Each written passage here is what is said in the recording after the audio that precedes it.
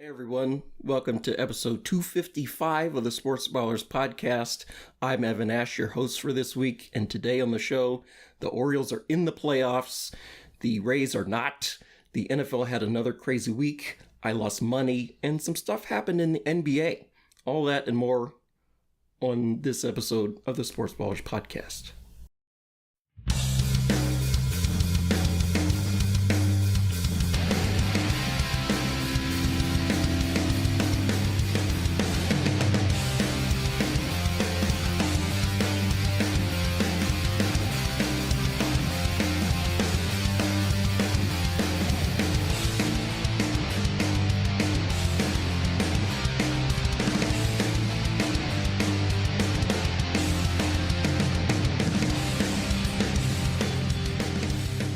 Hello and welcome to the latest edition of the Sports Ballers podcast. I'm Evan Ash, joined as always by Corey Puffett and Eric Meyer.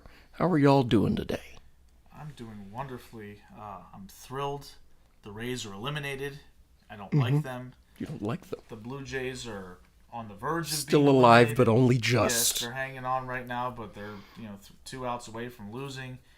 The AL East members have decided on Twitter that they want to unite against the Orioles, and now neither one of them are going to be playing in all likelihood before the Orioles play their first playoff game. So yeah, I'm pretty happy with that because screw them. And strike three. That's it. The Blue Jays are eliminated as well. So there you go. That was quick. Yeah. Unceremoniously bounced. Congrats to the Twins on winning their first playoff game since 2004. Not even 2 minutes into the broadcast, and the next two teams in the AL East are gone. Yes. Yeah, the Rays got bounced about an hour ago, and now the Blue Jays are done. Yeah. That's pretty wild stuff. I think the Rays are now on a 7-game postseason losing streak, Oof. which is It's not quite the Twins, but no, but give it time. Yeah. Give it time. yeah, I'm What's going on with you? I'm hanging in there. Dealing with a little bit of an injury that I gave myself today just before practice started. What does that mean? It's a very bizarre situation. Okay, I'll leave it. Yes, alone. knowing you, it sounds of like course. something that should be kept to you. I was able to run, but then it re-aggravated itself during my cooldown stretch. So not great, but I'm It hanging in there. re-aggravated itself. Not you re-aggravated it. I re-aggravated it, but not realizing that I was doing anything that would potentially risk aggravating it. Okay. Well, I'm good. Yeah. What's wrong I with feel me? fine. We'll start in Major League Baseball. I already talked about that a little bit. And of course, start with the still in the playoffs Orioles. Now the only team from the American League East that is in the playoffs because the Red Sox didn't make it, the Yankees didn't make it, the Rays got bounced, and the Blue Jays just lost. So, the Orioles clinched the number 1 seed last week in the AL playoffs. I was there on Thursday. It was a great time. I stood in a really long line to get a AL East Champs T-shirt. Nice. Paid like $40-something for it. I'm like, it might be another 9 years before they win the East again. Let's hope not, but maybe. Yeah. So that was a lot of fun. We got some bad news on the Orioles front though. Felix Bautista is going to end up needing Tommy John surgery. There was a slim chance he could come back from the playoffs. He was doing some little tossing and warm-ups and a bullpen or something, but the progress that the team was hoping to see on his injury wasn't really materializing. And it was an outside chance anyway, but so yeah, he's going to have surgery. And then with the result of this afternoon's game down in St. Petersburg, the Orioles are going to host the Rangers in Game 1 of the American League Division Series on Saturday afternoon at 1 o'clock. The game is sold out. I checked. So yeah, I'm very nervous and just a little excited about this Orioles team going to the playoffs. Oh my God. Yeah, there is something nice about the fact that they have the quote-unquote number 1 seed heading into the playoffs is that you kind of got a week off, right? Like Yes. you spent the last week kind of, not really stressing, but The No. bullpen's all tired Yeah, and you're stuff. a little concerned about, okay, got to clinch the division, all that stuff. And then, I couldn't imagine turning around after Sunday and then Tuesday, we're facing elimination, basically. Yeah. It's on at this point. We got a little bit of a week off to kind of, the calm before the storm, because Saturday and Sunday, I imagine most Orioles fans, including us, will be insufferable with, just how nervous and obnoxious we're going to be, freaking out the entire time. So, Yeah. Thank God it's on a weekend too. Yes. I couldn't imagine trying to deal with this while trying to be at work. Oh. That Yeah. just wouldn't work for me. So obviously hope for the best for the Orioles. The Rangers certainly impressed the last two games. Yeah. We kind of looked at them as, obviously we know better as Orioles fans than to say, hey, we want this team to win. Because we tried that in 2014. We were like, we want the Royals to come here. Oh, I didn't want that. Yeah, well, a lot of people did, and they were like, "Hey, let's get the team that won 88 games instead of the team that won 97." Well, the team that won 88 games came in and hit a bunch of bloops and swept the Orioles, despite only outscoring them by 6 runs for the entire series. So, Well, they hit a bunch of dingers against the Angels. So yeah, nobody did anything for the Angels because they're the Angels. So yeah, not even Mike Trout yes, did anything. he hit a home run to start off Game 3, and that was it. Like that Oh, was, okay. He hit a dinger, and everybody's, here come the Angels, don't count them out. And then you could count No, they're down 2-0 and they lost both games at home. Yes. They're done. And then, Trout hit a home run in the top of the first inning in Kansas City. And everybody's like, uh-oh. And no, not uh-oh. It was over. So, yeah, again, the reason why I'm happy we're getting the Rangers is because I don't like the Rays. I don't like the Rays, not because of anything that their players did. I don't really like what one of their former players did at this point, and that's the reason he's a former player at this time. But Yeah. the fan base has been, obviously an embarrassment to their franchise this week. Nobody showed up to the playoff games. I don't want to hear any excuses. Oh, the game was at 3 p.m. Yeah, well, the Twins are playing at 3 p.m. their time, too. That place is packed. Okay? Every other place in Major League Baseball can fill a stadium for a playoff game except for y'all. Yeah.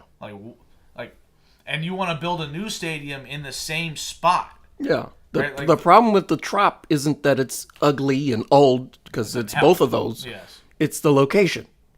Yeah. So they're going to build a new stadium, I guess, a little bit to the east of the existing one. Yeah, but it's not going to be in Tampa. It's going to be in St. Petersburg. And that's Yes. been the big complaint with the location of their stadium is the fact that it's a traffic nightmare. I mean, we've been down there. Yes. You got to cross that ridiculous bridge to get there, and it backs up, and it's a nightmare.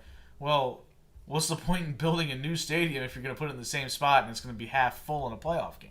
Yeah. This is just, it's ridiculous. And, and then, of course, you get into the fact that, however many Rays fans actually exist, decided to pop out of the woodwork, and every time the Orioles won a game, it was because we were lucky. We didn't earn anything. It was just, team. Have they watched the Rays this season? They started 13-0 because they played the Nationals and the Tigers and the A's back to back to back to back. Yeah, and how many games did they win down the stretch where the other team just sucked so much that they blew the game? Like Angels, like the that happened. Rockies, The right? Rockies, Just yes. several teams just going out of their way to blow games to them. And then they faced this Rangers team that, I pointed out for 6 weeks they didn't win a game. It looked like they were going to blow it, but everybody in the AL West was trying to blow it just as hard, right? The Yes. Astros got swept by the Royals after At home. After losing 2 out of 3 to the Royals. They went 1-5 against the second worst team in baseball. That is quite a feat. Then the Mariners finished they had a 90% chance to make the playoffs at the beginning of September. Didn't make it. They finished 2 games out. Yeah, they were ridiculous. I think that they lost 12 out of 18 down the stretch. Ooh. Just nobody in that division wanted it. But you saw that the Rangers had talent on the team, right? Yes. We knew that the starting pitching was good, although that's taken a hit with Scherzer being hurt. With DeGrom being hurt. Basically not pitching at all this year. He pitched maybe a few weeks and then had to have Tommy John himself. But they've got bats. Corey Seager's going to be the non-Ohtani MVP, right? Shohei's going to win it, but Seager's the clear runner-up. Marcus Semion's a star. They've got several young players that have stepped up and played really well this year. So, there's no easy outs in the post. No. Right? The Orioles are going to have a tough time against anybody that they played. If it comes down to it and they end up playing the Twins, yeah, I'd still be concerned about them. They're here for a reason. I know that they're... The Orioles pounded the Twins this season. That doesn't mean nothing. No. That doesn't mean anything. That was the regular season. Yeah, this is an entirely different series, and we know that the Twins can pitch. So everybody is a tough out you just got to play your best at the right time, and that's what the Orioles have to do against the Rangers. Yeah, just play quality baseball. Unlike the Rays, who kicked the ball all over the diamond the past couple days. Yeah, it's funny when the Rays came to Baltimore for that 4-game series that was basically going to decide the division, and a Rays executive stated out loud that he wondered how the Orioles would be able to handle the pressure. Well, the Rays didn't seem to handle the pressure very well this week. They looked awful. Like, it wasn't just the Rangers outplayed them because the Rangers are good. They were kicking the ball all over the place. They're supposed to be a good defensive team. They had two really good pitchers going at it with Glasnow and Eflin. They both got rocked. They couldn't get a hit to save their lives. They couldn't clutch up at all. They just completely choked. And so I don't want to hear anything more about, Tampa Bay. No. Y'all are done. And I don't care if y'all won 99 games. Y'all didn't win enough games. No. Okay? Because y'all should have won 102. Yeah, so, take a seat. Yeah, I mean, it's the nature of the playoffs. You got to survive in advance, and they died. So, and did not advance. They did not advance either. I mean, the Twins just beat the Blue Jays. They're going to go play the Astros also on Saturday. Over in the National League, the Diamondbacks are up 1-0 on the Brewers. The winner of that series will have the misfortune of going to go play the Dodgers. Yikes. And then the Phillies are up 1-0 on the Marlins. And, I mean, it doesn't really matter because the Braves are going to roll whoever they get because the Braves are a wagon. I mean, the Braves are a wagon, but we said that last year about the Braves. And the Phillies played them, and the Phillies beat them. Oh. So, I don't want to discount. We talked about it. The Phillies, as far as I'm concerned, have the best home field advantage in all of baseball. It's an insane asylum up there. None. It's not even close. Right? Like, people talk about the other places, like going to Yankee Stadium in the playoffs. Or Toronto. Right. Like, the main reason why it was hard to beat the Yankees in the playoffs is because you had to play the Yankees. Mm-hmm. Right? The Yankees were always, like, the best team. So, of course, it's going to be hard to beat them in Yankee Stadium. The Phillies aren't the best team. But nope. I said it last year. It feels like you go into that arena, and it's just like, you feel like you're lucky to come out of there alive, let alone with a win. Are. Right? Like, you're just going to die out there. Like, these people are going crazy. Nuts. It's absolute pandemonium up there. And, Bryce Harper leans into it. Alec Bohm leads into it. Like, all these players are just so ingratiated with that team and that Trey fan Turner base. leans into it now that they stopped leaning into him. After they weirdly cheered him. Yeah.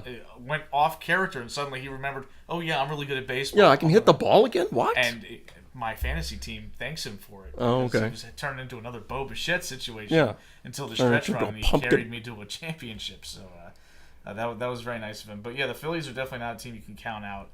We kind of looked at them coming into the year as a slow-starting type of team because they had all these injuries, right? Bryce Harper was coming off of the Tommy John surgery himself. It was going to be the first time he was maybe getting back into the field. It definitely affected his hitting. He wasn't hitting for any power for the first several months of the year. They lost Rhys Hoskins with a torn ACL. Yeah. He threw out the first pitch in Game 1. Is he coming back Kyle Schwarber style?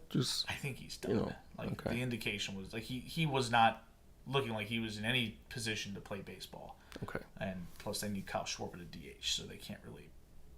They don't have an open DH slot for some guy to just come in and hit if he can't run around. No, that's true. So, yeah, the Phillies are definitely a threat. They're the only home team to win, right? Like, the Brewers lost Game 1. The Twins won. Oh, right, the Twins are home. I forgot about that. I keep thinking the Blue Jays are home because they had a better record, but that's not how it works. So. Yeah, so, Eric, you put in a little bit about the Mariners. You're a recovering Mariners fan, and that's the best way to put it. Yes. You some stuff came out this week that makes you glad you're not rooting for the M's anymore. I think it's Jerry Dipoto, the general manager of the Mariners, basically came out and had an exit interview style press conference, which is just sounds like a terrible idea ever. When your team disappoints and doesn't make the playoffs, maybe just want to... He's used to it now, though, right? I mean, how long has he been there? Long enough, but I think probably since 2014 or 15 or something like that. Oh, he's only been to playoffs one time. Well, yeah, any Mariners GM will only be there one time at this point because they've only been once in a generation. So, But he kind of came out and said sort of the wrong things, right? Like, he could have easily said it another way that would have made sense and nobody would have said anything. But he comes out there like a nerd with his calculator out, with his laminated pocket protector or something, and he says, well, our goal is to win 54% of our games over a 10-year stretch. I'm like, does that sound very good to anybody just hearing that? No. 54% of your season is, like, if you win that many games, it's 87 to 88 wins. It's 87.48 precisely. Well, the Mariners won 87 games this year, I think, or maybe 88. Guess what? They didn't make the playoffs, right? Like, so if the goal is, on average, to be a borderline playoff team for a contending window, it doesn't sound very good. But then when you actually think about it and you look up, okay, how many wins is that over the course of 10 years? It's 875. How many teams have won 875 games over the last 10 years? Just one. It's the LA Dodgers. Oh. So, like, when you think about it that way, it's like, yeah, you understand what the general point was. He was trying to say, hey, we're trying to be in contention for a long period of time, so we're not going to take big swings to jeopardize future years to take, a long shot at winning a championship. That seems like something that a standard GM would say. That's what Mike Elias said when he took over. He said, we want to build an elite talent pipeline. Yeah. He didn't say anything about, we're going to try to win in 2019. Like, no. He didn't say that about 2022 or even 2023 this year either. Like, Did he say that about 2024? No, it's he just, doesn't say anything like that. But he didn't come out and say, well, 54% is pretty good, so y'all should be grateful that we're not, taking a shot at the World Series. Oh, okay. Like, again, you got to read the room, buddy. The Mariners are the only team in baseball to never win a pennant.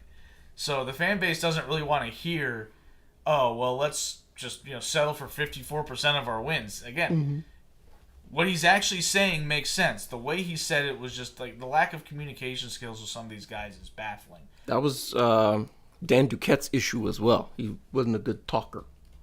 Well, no, he seemed like he was nervous to talk to anybody about anything. This guy just seemed like he had all the confidence in the world to say the nerdiest thing possible. And, of course, naturally, the typical fan's not going to relate to that. No fan wants to hear, you guys should be thankful we're doing you a favor by not selling out the future of the team. I'm like, well, no, we want to win. Yeah. Like, just say, hey, we're trying to win. That's all you really have to say.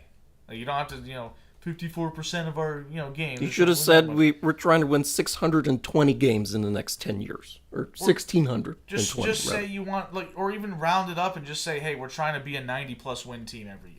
Yeah. Everybody knows that 90 wins is a benchmark for, you're a legit contender if you can win 90-plus games. Well, yeah, because the Mariners won 88 games and finished 2 games out of the playoffs. They didn't make it. So, there you go. All right. Also want to shout out the Norfolk Tides, the Orioles AAA affiliate. I think on Sunday or Monday night, they won the AAA National Championship. It was Saturday night. Oh, okay. I watched it.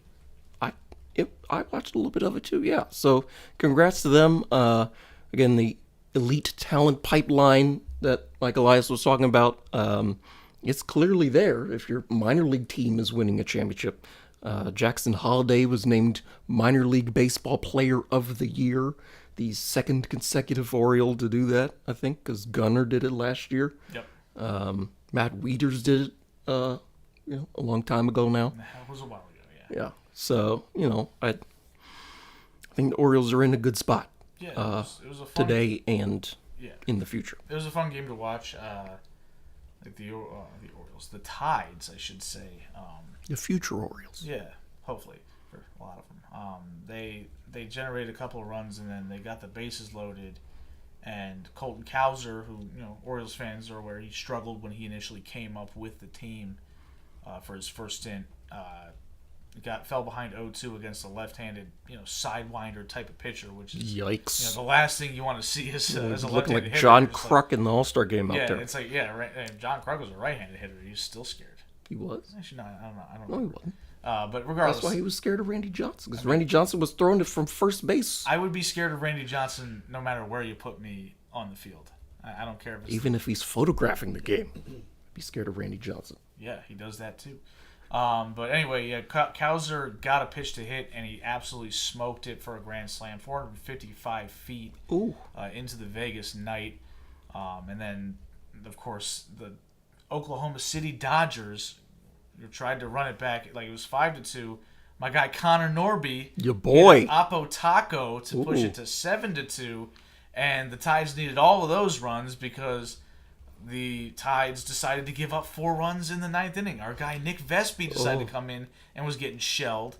And then another guy, I think Crable, came in and gave up a home run. Oh, my It's like, goodness. these are major league pitchers for the Orioles at times this year, and there's a reason they're not on the roster right now. And there's a reason, the Orioles lost 100 and something games, 3 consecutive full seasons, right? They had pitchers like Vespi and Crable who were guys they relied on to get it done and didn't get it done. Mike Baumann also gave up a run.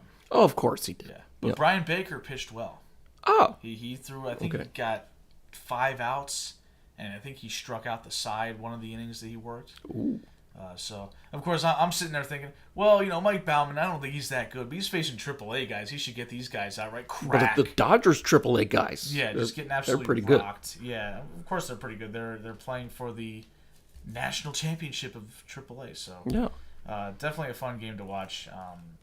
Kind of an interesting environment. The huge field, because Vegas has a little bit of the thin air thing going on, and so it was like a 430-foot shot to dead center. Oh, okay. But yeah, it was cool to see. No, like Las Vegas and Arizona, it's kind of on a plateau where it's like 1,000 or 2,000 feet above sea level, but it doesn't feel like that because it's not mountainous around there. Anything else for baseball? Anything else you want to add? I don't think so. Alrighty. Just gonna keep scrolling down the sheet here. College football. We will start, of course, with Big Noon Saturday. Maryland Yeah, at number 4, Ohio State. yeah. Oh boy, They didn't rank us, which is nice. That's a relief. I guess. I don't know. Wait till I talk about my school. What happened to us this weekend? I can't wait because I don't actually know what happened Oh, to y'all okay. this weekend. Well, I mean, I didn't watch the game, thankfully. I didn't either. Also at 12 o'clock, number 12 Oklahoma versus number 3 Texas in the All-State Red River rivalry at noon in the Cotton Bowl on ABC. Did we Can really, you say that 5 times fast, Evan? No, I'm not going to. So quit asking. Thank you, Saban. Well, why did you push that button? Yeah. So I can shoot. Oh, okay. Corey's eating, by the way. That's why he's not saying anything. No, I've been typing this whole time. I just started eating. Anyway, did they really need to sponsor the Red River rivalry like it's a bowl game? Like, we're doing that now? We're that far down the rabbit hole with college football? Yeah, this whole exercise is ridiculous. When were we not this far down the rabbit hole? Are they going to sponsor the cocktail party where Georgia wins by 75 points? They Probably. probably already do. Yeah. All right. Sounds I'd be more surprised if they don't do that. This is the first time I've heard of a rivalry game having a sponsored name. And I watch enough college football for for this to feel kind of novel. So, whatever. At least it's not the All-State Red River rivalry in the Goodyear Cotton Bowl. No, that would be That dumb. that would be worse. The game is in the Cotton Bowl Stadium, right? Not at Jerry World. Oh. Okay. Well, good for them, I guess. Is Texas back? I mean, they're ranked like they are. That's not what I asked. I haven't seen any of their games because, like every Saturday in September, I've been at Hershey Park. So, I'm not sold that they're back. I mean, I'm not either. I feel like I don't even know who's ranked number 2. I think it's Michigan. Ugh, jeez. They're not that good. No. I feel like there's really only one good team. Yeah, it's your boys. And they're hosting number 20 Kentucky at 7 on ESPN on Saturday. They got pushed this week, though. They almost took a L. Yeah, they almost lost to South Carolina. Pretty bad. Yeah. I imagine Kirby was peeling the paint off the wall in the halftime locker room because I don't think South Carolina scored again. They shouldn't have scored at all. No, they shouldn't. Spencer Rattler's not good. No, he's not. 23 LSU at 21 Missouri at noon on ESPN. We got 10 Notre Dame at 25 Louisville on ABC. And then way down your dial, Georgia Tech, who is unranked, at number 17 Miami, where Miami's favored by 21 points. That's at 8 o'clock on ACC Network, whatever channel that happens to be. So at least we're off the CW. So Or Raycom was the yeah, all of those.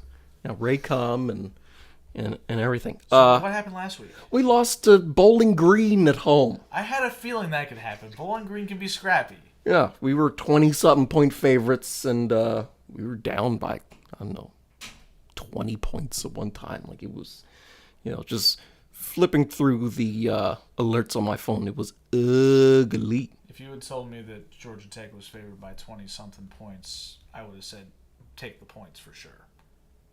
Oh, for the other team. Yeah. Absolutely. Like, come on. Yeah, because we... I should be favored by 20 over anybody. No. Alrighty, so yeah, we have some mailbag questions from Rashonda in here, and I guess we will work those in. Let's switch to the Association of National Basketball. Eric, Jrue Holiday went to the Celtics, so It's just Drew. It's just true. Giroux, like Claude Giroux, the former Philadelphia Flyer. well, his name isn't Drew Holiday; it's It's Drew Holiday. Yeah, it's Drew. But J-R-U-E. It's not Giroux. Okay, Drew. That guy. Drew Holiday was in the trade for Dame last week. Oh, So, like, he went to the Trailblazers as a part of the package that left Milwaukee so that they could get Damian Lillard. And Drew Holiday is an all-star. Drew Holiday is a perennial all-defensive team guard. He's very valuable, and the interesting thing about what the Blazers did was a lot of people criticized the package they got in return for Dame without really understanding that by acquiring Holiday, they were going to move him too.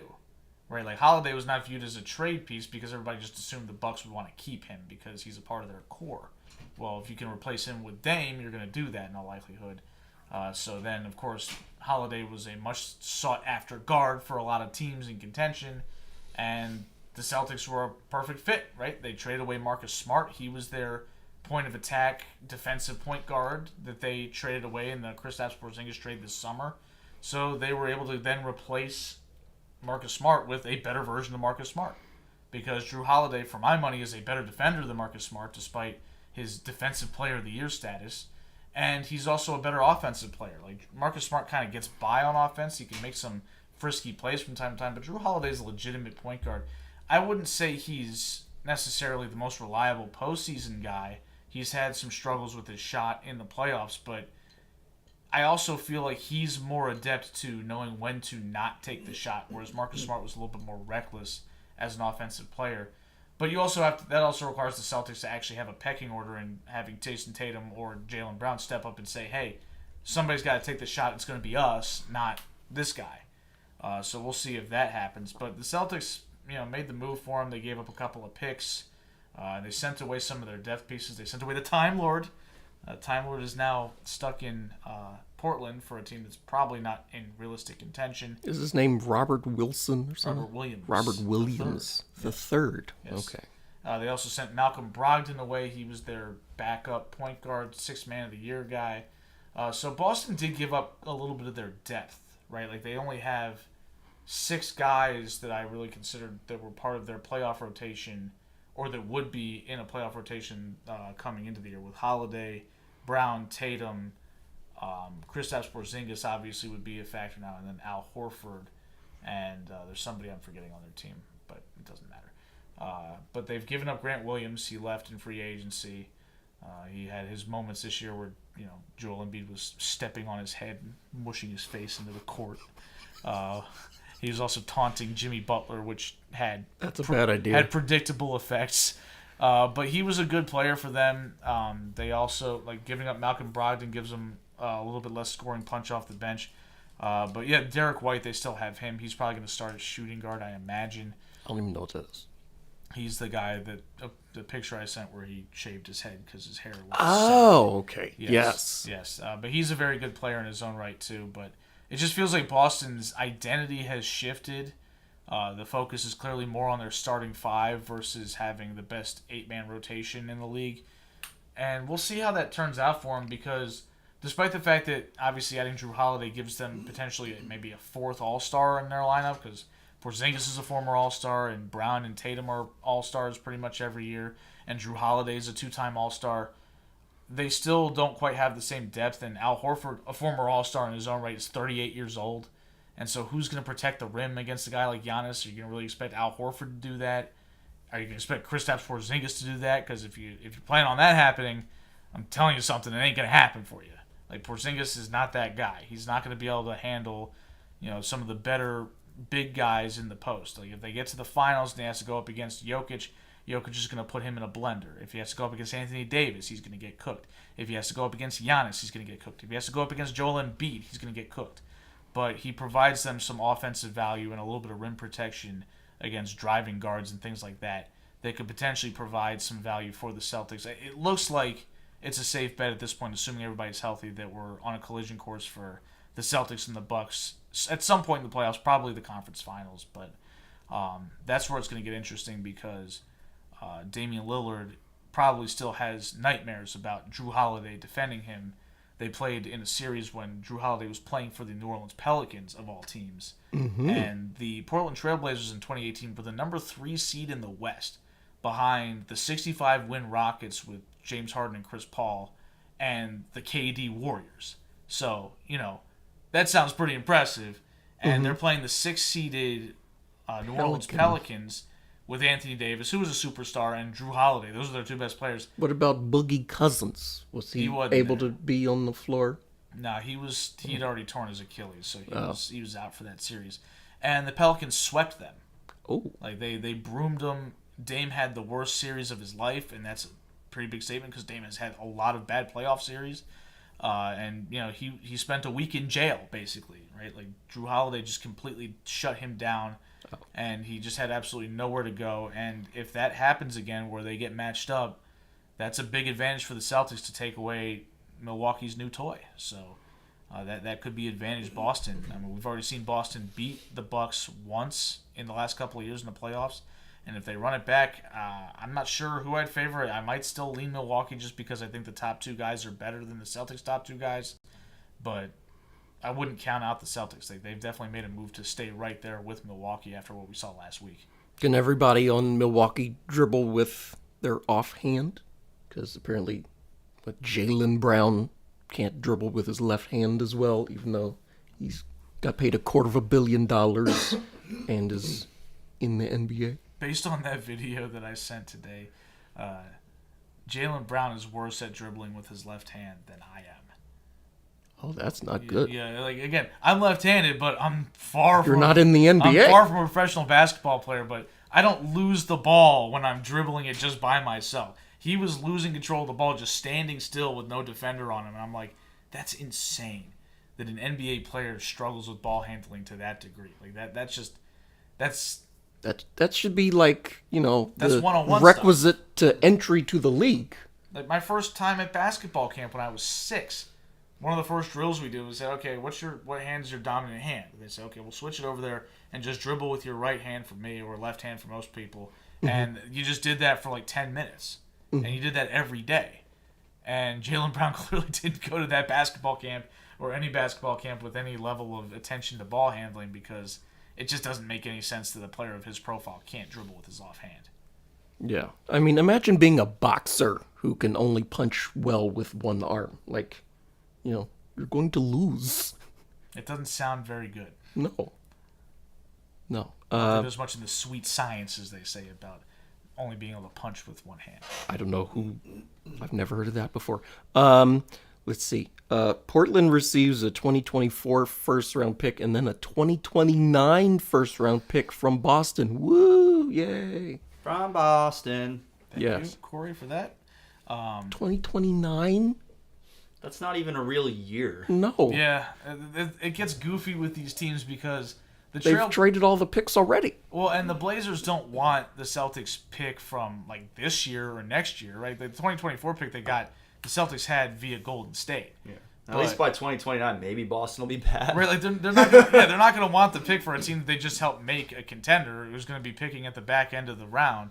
They want an opportunity for maybe the Celtics in 5 years to be not as good, and maybe they get probably not a lottery pick, but at least a pick in the middle of the round instead of at the back end. And Boston's not really that interested. They don't have their picks, as Evan pointed out, probably. I'm sure they've moved a bunch of them to get Kristaps Porzingis, I'm sure. Is Porzingis good? Is he good? It's a good question. He okay. was good. So Is that no. a better question than he is at basketball? Okay, Corey, thank you for that little riddle you just asked me there. Went full galaxy brain. Yes, I picked up what he was all the putting way down, out but and back. I had my God. it did take me a Well, couple you asked seconds. if he was good, and Eric said that's a good question. Porzingis last year So was which is better, the question or Kristaps Porzingis? Porzingis was very good last year for a bad team. Was he on the Wizards? Yeah, so I mean that could mean okay. anything, right? Like, So he was terrible. He was just the best wizard. well, he was by basketball standards, just in a vacuum. What he did last year was very, very good. But again, he didn't do it in the context of the playoffs. He didn't do it in the context where he's going to be a third or fourth option. So it remains to be seen whether he can contribute to the Celtics what they need. Now, what they say they need a guy who space the floor as a stretch four. Lingo. Oh my God. Evan loves lingo. And for that, I think he's going to be able to pull it off. But his postseason resume is lacking. He had a couple of He seasons. played for the Wizards. What postseason resume? But he played for the Mavericks before with Luka, and they made the playoffs. And for whatever reason, Didn't he get bounced? Yeah, Porzingis was a disaster. We were at Sean's wedding watching the Clippers play the Mavericks, and Porzingis I think he got hurt in that series or something weird. I don't know. Or maybe that was the year before in the bubble. But in 2021, he was a non-factor. Luka and he couldn't get on the same page. And it just seems like a really good question whether or not he's going to be able to provide the production that he needs to in the playoffs when he's not going to be necessarily the guy getting the ball. Like with the Wizards, he was the first option a lot because Bradley Beal was hurt all the time. And even when he wasn't the first option, he was at least the second option. And he was, kind of running a tandem game with Beal. Whereas here, Jason Tatum's not going to be looking at Kristaps Porzingis and saying, hey, you're my go-to guy. This isn't Stockton Malone 2.0 here. This is you go stand in the corner and shoot threes while I cook. And I don't know if he's going to be able to be that guy. I do remember, though, when Porzingis was with the Knicks, like, people complained that he was 7 feet tall and kept going out to shoot threes rather than get in the paint and try to do stuff. Yeah, there's a legitimate beef when somebody's like 7'2", I think that's what his height is. And you're not valuable if you're that tall and you can't put your back to somebody and use your size to score, right? Mm-hmm. Like it's the same complaint we have with Karl Anthony Towns, where he's this big center that operates on the perimeter and just shoots jump shots and tries to drive to the basket. I'm like, okay, but what happens when they put a smaller guy on you who's quick enough to stay in front of you? Can you use your size on him to be able to score? And the answer for Karl Anthony Towns is no, and that kills them in the playoffs in those situations. Porzingis has similar questions. Now, he's got a little bit more of a post game, but the defense is lacking at times too. What can we expect, speaking of the defense, what can we expect from that side of the ball for the Celtics with Time Lord gone? Well, he was a really valuable rim protector for him. Was he a stretch 4 as well? He was strictly a 5. Oh, okay. Yeah. A really stretched 4. Just a 5. Oh. A stretch 4 A stretch 4 is more like a 4 who can sort of play the wing a little bit. Yeah, like Oh, okay, a because stretch we know what that is. a stretch 4 is more like a 3 that stretches to a 4. Yes. Like that's what a stretch 4 is. Or a 4 with agility who could play the 3 if you needed him to. Like that, but like a 5, like, no, that's completely different. Evan just loves our basketball lingo with the elbow and the wings and all this good stuff. Yeah. Yeah. Gotta love it. But anyway, what was the question, Corey, before Evan got confused What about can we stuff? expect from Boston's defense with the Time Lord gone? It's tough to say. We know that the point of attack defense has been shored up with the addition of Drew Holiday. We know that Jason Tatum and Jaylen Brown are very good perimeter defenders, although Brown's defense was kind of leaky in the playoffs last year. He just seemed like he was out of it. I know he's dealing with a hand injury and it seemed to affect But the his defense around psyche. the rim is definitely going to take a big step back. Yeah. How much of what do you think is the balance there between them maybe being a little bit better defending the perimeter but worse defending in the post and around the rim. Now, I will say that Porzingis has shown some value being able to be a help defender at the rim. Like, he's been able to come over and block shots. Like, he's not an awful defender on that front. My concern for him is what happens when he has to go head-to-head with a big man. And in the East, that's going to be a big deal with Giannis and Embiid there. So I think that on that front, it's about the same. But, yeah, the post defense is definitely a concern because like you're just not going to be able to ask Al Horford, who's 38 years old, to go out there for 35 minutes a game and try to stay in front of some of these guys while also saying, hey, also go out and shoot threes. We saw last year Horford couldn't shoot to save his life because he was just too old playing too many minutes. And now it feels like that demand's going to be upped for him. So overall, net negative, net positive defensively, how far to either side would you say it is? I would say it's a net negative. The defense is definitely worse today for Boston than it was last year. And their defense last year took a significant step back from what it was in 2022 when they made the NBA Finals. Part of that was because Ime Udoka no longer the coach. Joe Mazzulla seemed more focused on trying to get them to play that 5-out style offense that they're probably going to be able to play this year. But like I talked about in the summertime, when you trade Marcus Smart, you've changed the identity of the team. And even with Jrue Holiday coming in and being a similar type of player who is a defensively focused point guard, he's still not Marcus Smart in that he's a completely different person. Yeah, he doesn't have green hair. He doesn't have green hair. He's not weird. He's not the clubhouse leader. He doesn't have the most tenure of anybody on the Boston Celtics. Mm-hmm. Like that was something that Smart had to be a sort of a vocal leader for this team. Now you're really going to ask Jason Tatum to step up and be that guy. And he probably should have already been that guy because he's been their best player for several years now. And yet, despite being their best player for several years, he hasn't been that guy. So why should we believe that he's going to start now? Again, these are all questions that they have to answer. But Tatum's also a guy who's only 26, and he still has the potential to emerge as a leader. And we'll see what happens. But it's definitely a good move to get Jrue Holiday. If we're going back to that, that was the main topic of what happened this week, and it definitely puts them on similar footing with the Bucks to contend for the East. Okay. Mailbag question. We rarely get those. If you have a mailbag question, be sure to send us an email at thesportsballers@gmail.com. Did Rashonda actually send an email or just talk to you? Well, she knows one of the hosts, so okay. She can just kind of pitch it to me. She knows all three of the hosts, but she knows you a little better. We were in her wedding, remember? She married some guy. I know. She lives with one of us. That's also true. Sees one of us every day. It's also true. Yes. Yeah. Rashawn asks, how will CP3 in Golden State work? So like what? Chris Paul is on the Warriors now? Yeah, this happened a while ago, and this is why she said like this could be saved for when we actually do our full NBA preview. That's supposed to happen soon. Well, the NBA is about to start in a couple weeks. They just got done. This is how I don't know what to tell you. We've been doing hockey this podcast just started, for what? which means that Hockey started. Hockey just started, which means that basketball's around the corner. It's like 80 degrees today, and hockey started. Is October 10th. They're playing preseason games. Okay, well, preseason started, and regular season is less than a week away, which means that basketball is like 3 weeks away. Basketball season starts Tuesday the 24th. I know that because I care. So 3 weeks away, 20 days. Yeah, so it'll be the episode. The next time I host the show will be our NBA preview because it'll be that Wednesday before. So, I mean, I'll talk about this now just because there is some relevant news.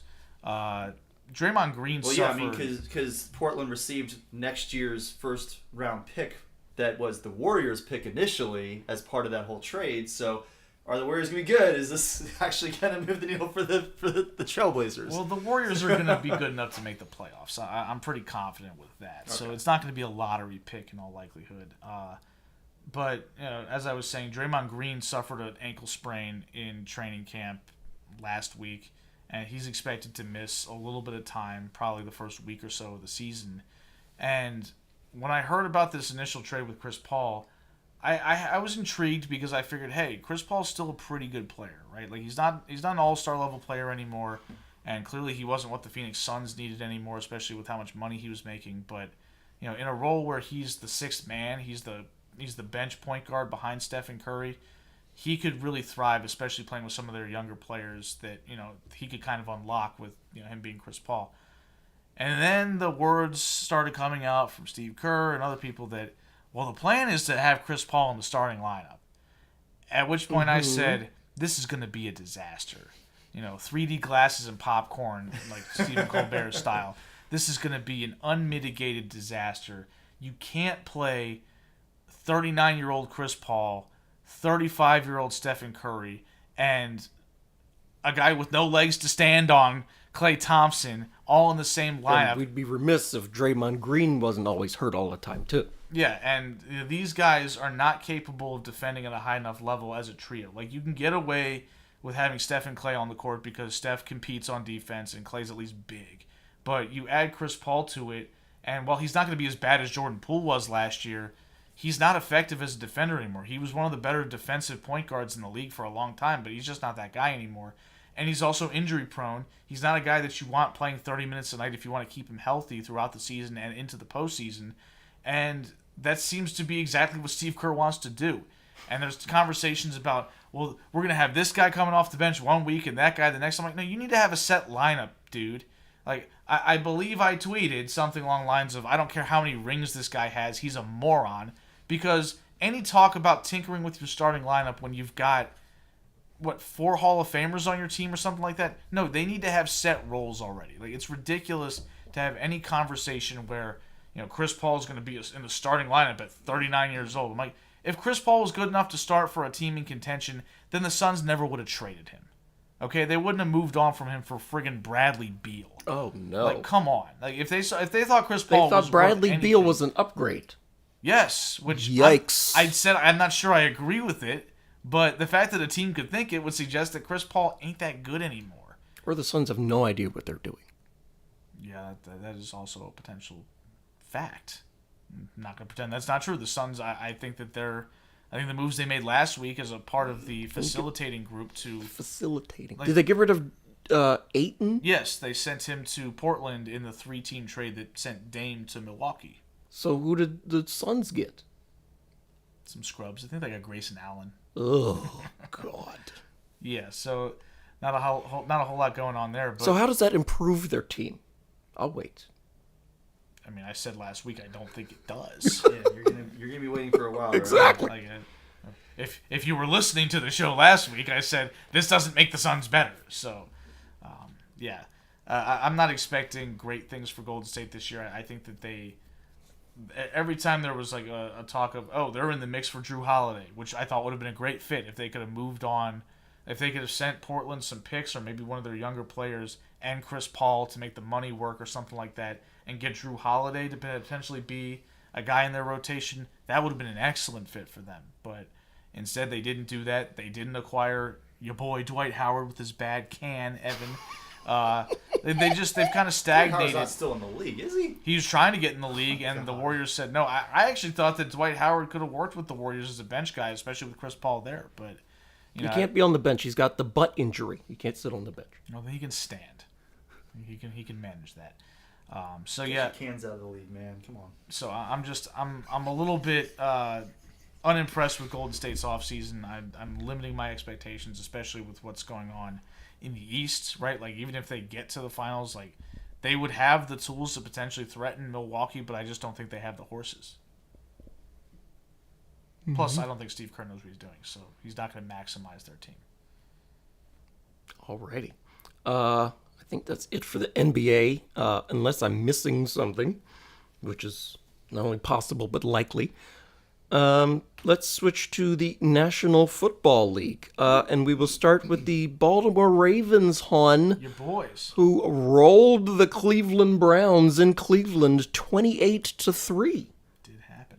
And they didn't blow the lead like the Falcons And they did. didn't blow it, yes. I was surprised because I lost a little bit of money. That's how surprised I was. I didn't know that Deshaun Watson wasn't going to play. Like, what? Well, yeah, we didn't know that when we made our We picks made last our week, and we were all unanimous on the Browns. But even so, I mean, that was a pretty pathetic performance by the Browns. You would have thought that, get Jerome Ford the ball a bit more, but maybe he's just not that efficient of a runner. I mean, he had a couple decent games, but The Ravens' run defense is bad. So he should have been able to run least kind of good, But that didn't happen either. Yeah, I mean, he only carried the ball 9 times, under 3 yards a carry. Not good. No, that's not good.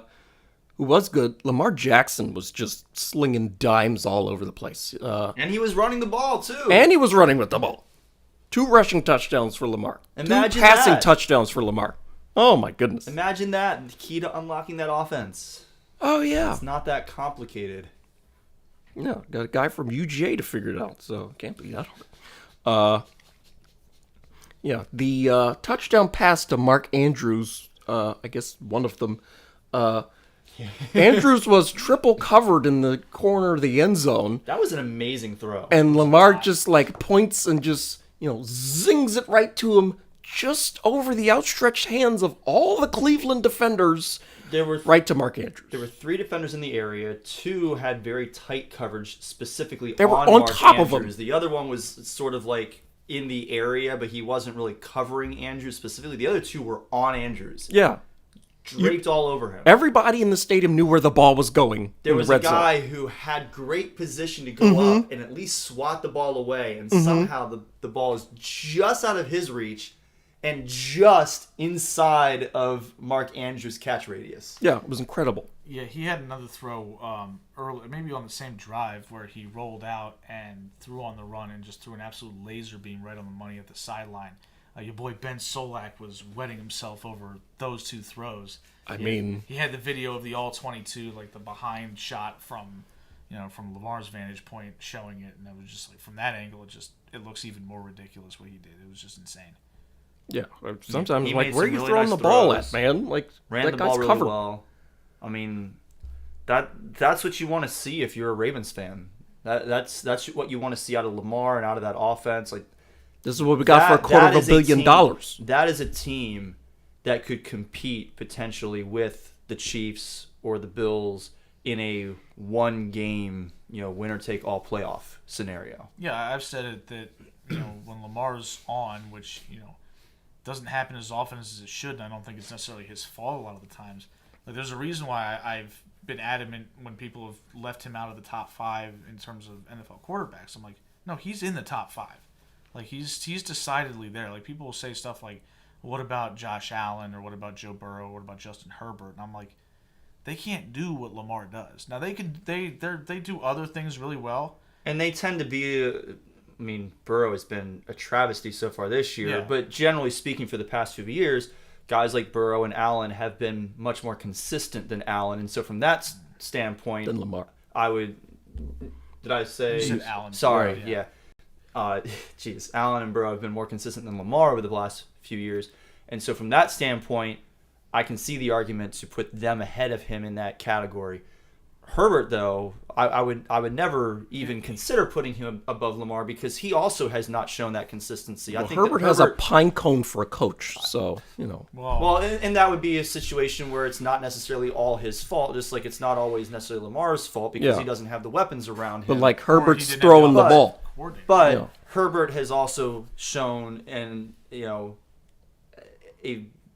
a level of inconsistency that does not allow me to consider putting him in the top 5 ahead of a Lamar Jackson when Lamar Jackson clearly has more tools at his disposal to be a better quarterback than Justin Herbert. Well, I think Josh Allen also at times, his inconsistency struggles when he goes yellow Josh mode. Oh, He yeah. just starts slinging ridiculous picks, and he still does that. And he did that against the Yeah. Jets this year. When he was hurt last year, he hurt his throwing shoulder. And of course he Elbow. his But he elbow. also threw has an a lot of- interception and then tried to tackle the guy with his right shoulder. Josh Allen, I think, has a very similar skill set to Lamar, though. He's not quite as agile, but he's got the same speed. He's got a very similar ability to run the ball effectively as Yeah. Lamar Jackson has. And I think that he is, maybe he has a little bit worse decision making, but he also throws a lot more passes than Lamar Jackson does. And so that also feeds into the interceptions. I'd be curious to see what their interception ratios are compared to each other.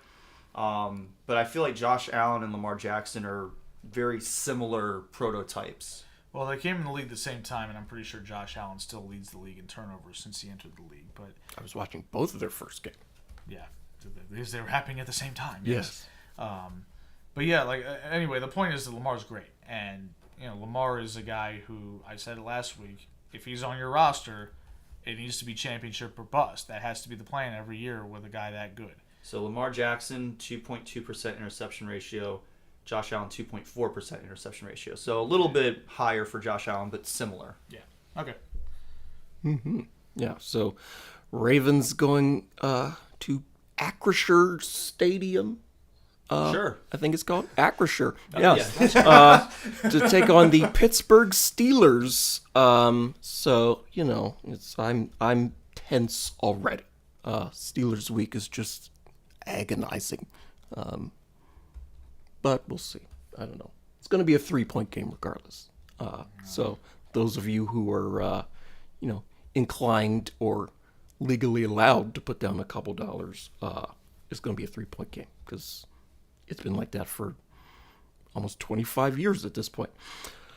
Eric, the Saints. What I don't even remember. I'm so tired. What did the Saints do? Did they even play? They got I can't waxed remember. by the Bucks Oh, at home. okay. Derek Carr played despite having, I think, a sprained AC joint in his shoulder. Yep. And maybe he would have been better off not playing because he was terrible.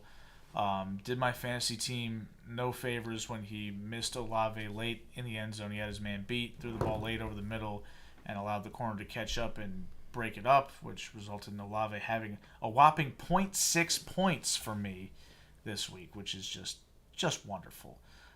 He's been bad. The offense has been bad. Alvin Kamara's return was a nice sight to see. He had, I think, like 85 yards, all-purpose yards. But the Bucs defense is good, so you figured that they weren't going to just let Kamara run all over him. They weren't going to let the Saints move up and down the field. The defense got waxed, right? Like they struggled against an offense that has been pretty good, but they had been pretty good against some bad defenses, right? Like they beat the Vikings defense, which sucks. They beat the Bears defense, which sucked. And then when they faced the Eagles defense, which has been kind of hit or miss this year, they got completely shut down. So you would have hoped that the Saints at home would have been able to have a similar defensive output. But at the same time, I can't criticize the defense too much when they're constantly on the field because the offense can't move the chains. Like Derek Carr stands in the pocket and takes sacks time and time again. There's no first downs. It's constantly, hey, defense, run back out there. Mike Evans got hurt in this game. And then, it didn't matter. Baker was still able to pick them apart. Baker's been playing really well this year. Did he get in a fight with Lattimore? Well, he got hurt before he could do that, I guess. Oh, okay. So, yeah. So he got basically the same result, kicked out of the game. Yeah, so the Saints are 2-2 now. The Bucs are 3-1 with a win over the Saints in New Orleans. So, as of right now, in the early going, they've got control of the division, which means that if the Saints don't win the division, they're probably not going to the playoffs because the NFC South is cheeks, right? Like this is a terrible division. The Panthers are bad, the Falcons are bad, and now it looks like the Saints are bad too, right? 2-2 is not very impressive when your wins are over the Panthers and the Titans, who are kind of good, but maybe. I mean, Derrick Henry finally had a good game this past week, but other than that, is that team actually good? I don't think so, but they're not awful. I'll say that. They're not as bad as the teams like the Panthers or the Giants or some Oh, of the those teams. Giants! Oh my God, I need to complain about the Giants because The Titans at least have a that was defense. so. The Giants were on national TV again, and they got annihilated. I've been saying this for Again. years. I've been saying And this since like 2016. yeah, Stop and it. I'm like, oh, this. I mean, the Giants were so unwatchably terrible. It was funny, right? It was watchable only because I was watching the Manning cast. Yeah, that's Oh, the okay. perfect I mean, time. I wasn't even looking at that. I was just like, oh, the Giants have the ball again. And sacked. They don't have it And anymore. sacked. And one pick six. Picked. Six, Like, fumble. what in the world? Just like, whoever owns the Benny Hill music should be paying the Giants to have their music accompanying the Giants' offense. Like, it is so unbelievably terrible. Their line can't block. Daniel Jones isn't very good. He doesn't seem like that bright of a guy, despite his Duke education. I mean, Kyrie Irving went to Duke, so Yeah. Well, so I mean, there you go.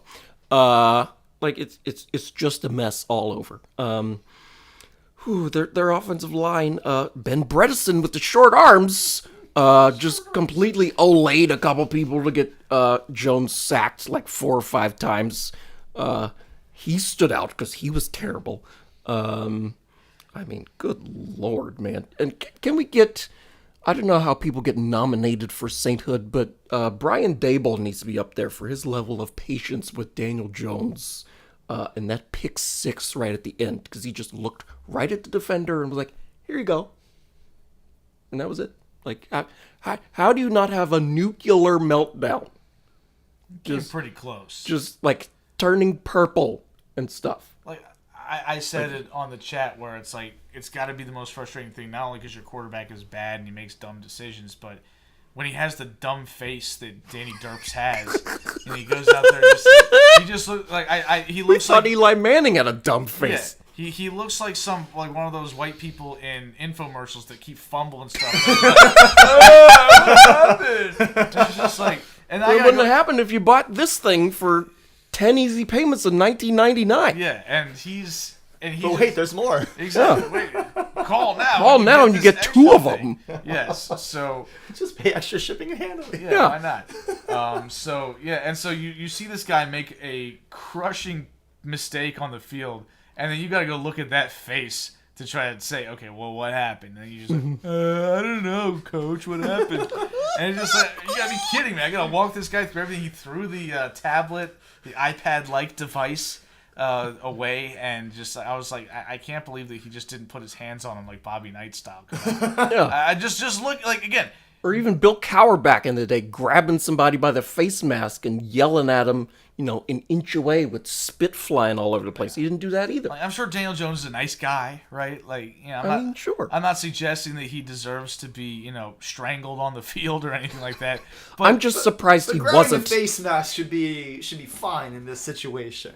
I don't think it would go over well. But and he didn't have a face mask on, right? Like, he took his helmet off. He was just sitting there looking sad. Put it on. You're going to need your helmet Put for your this one. helmet, chin strap attached you're too. gonna need it. That was just sad. And of course, you had the idiots on Twitter, hating on the Manning cast because their reaction was basically to throw up a couple of silent surrender cobras after Jones threw the pick 6. And I'm like, they're not calling the game, guys. They're quarterbacks, They right? are They want the reactors. quarterbacks This to do is a well. reaction channel, and Eli is a former Giant. former teammate of Daniel Jones. Former Yes. teammate of Daniel Jones. Peyton is his brother. And Daniel Jones' entire clout for when he came out of college and Because went he to was the coached NFL. by Cutcliffe. Yeah, and he went to the Manning's guy. He was at the Duke Peyton Manning camp or whatever in the summertime. Everybody's like, "Oh well, Peyton Manning's vouching for him. He must be good." I'm like, Peyton might want to get out of that line of work if that's going to be the case. If Daniel Jones is going to be the guy that he's staking his reputation on, because that's a tough look. Good lord, the Giants. Oh my god. Just... You wanted to talk about him, so don't blame us. Yeah.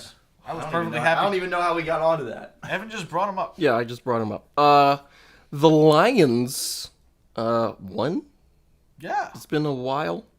I don't know. My memory is totally Thursday. fried. It was They whooped Thursday. up on the Packers. That was like 10 years ago, man. It was not even 10 days ago. Yeah. The Orioles have won the division since then and stuff. Like, I don't know. Yeah, the Lions got another primetime win. Obviously, week 1, Thursday night, beat the Chiefs. And then last week, Thursday night, beat the Packers.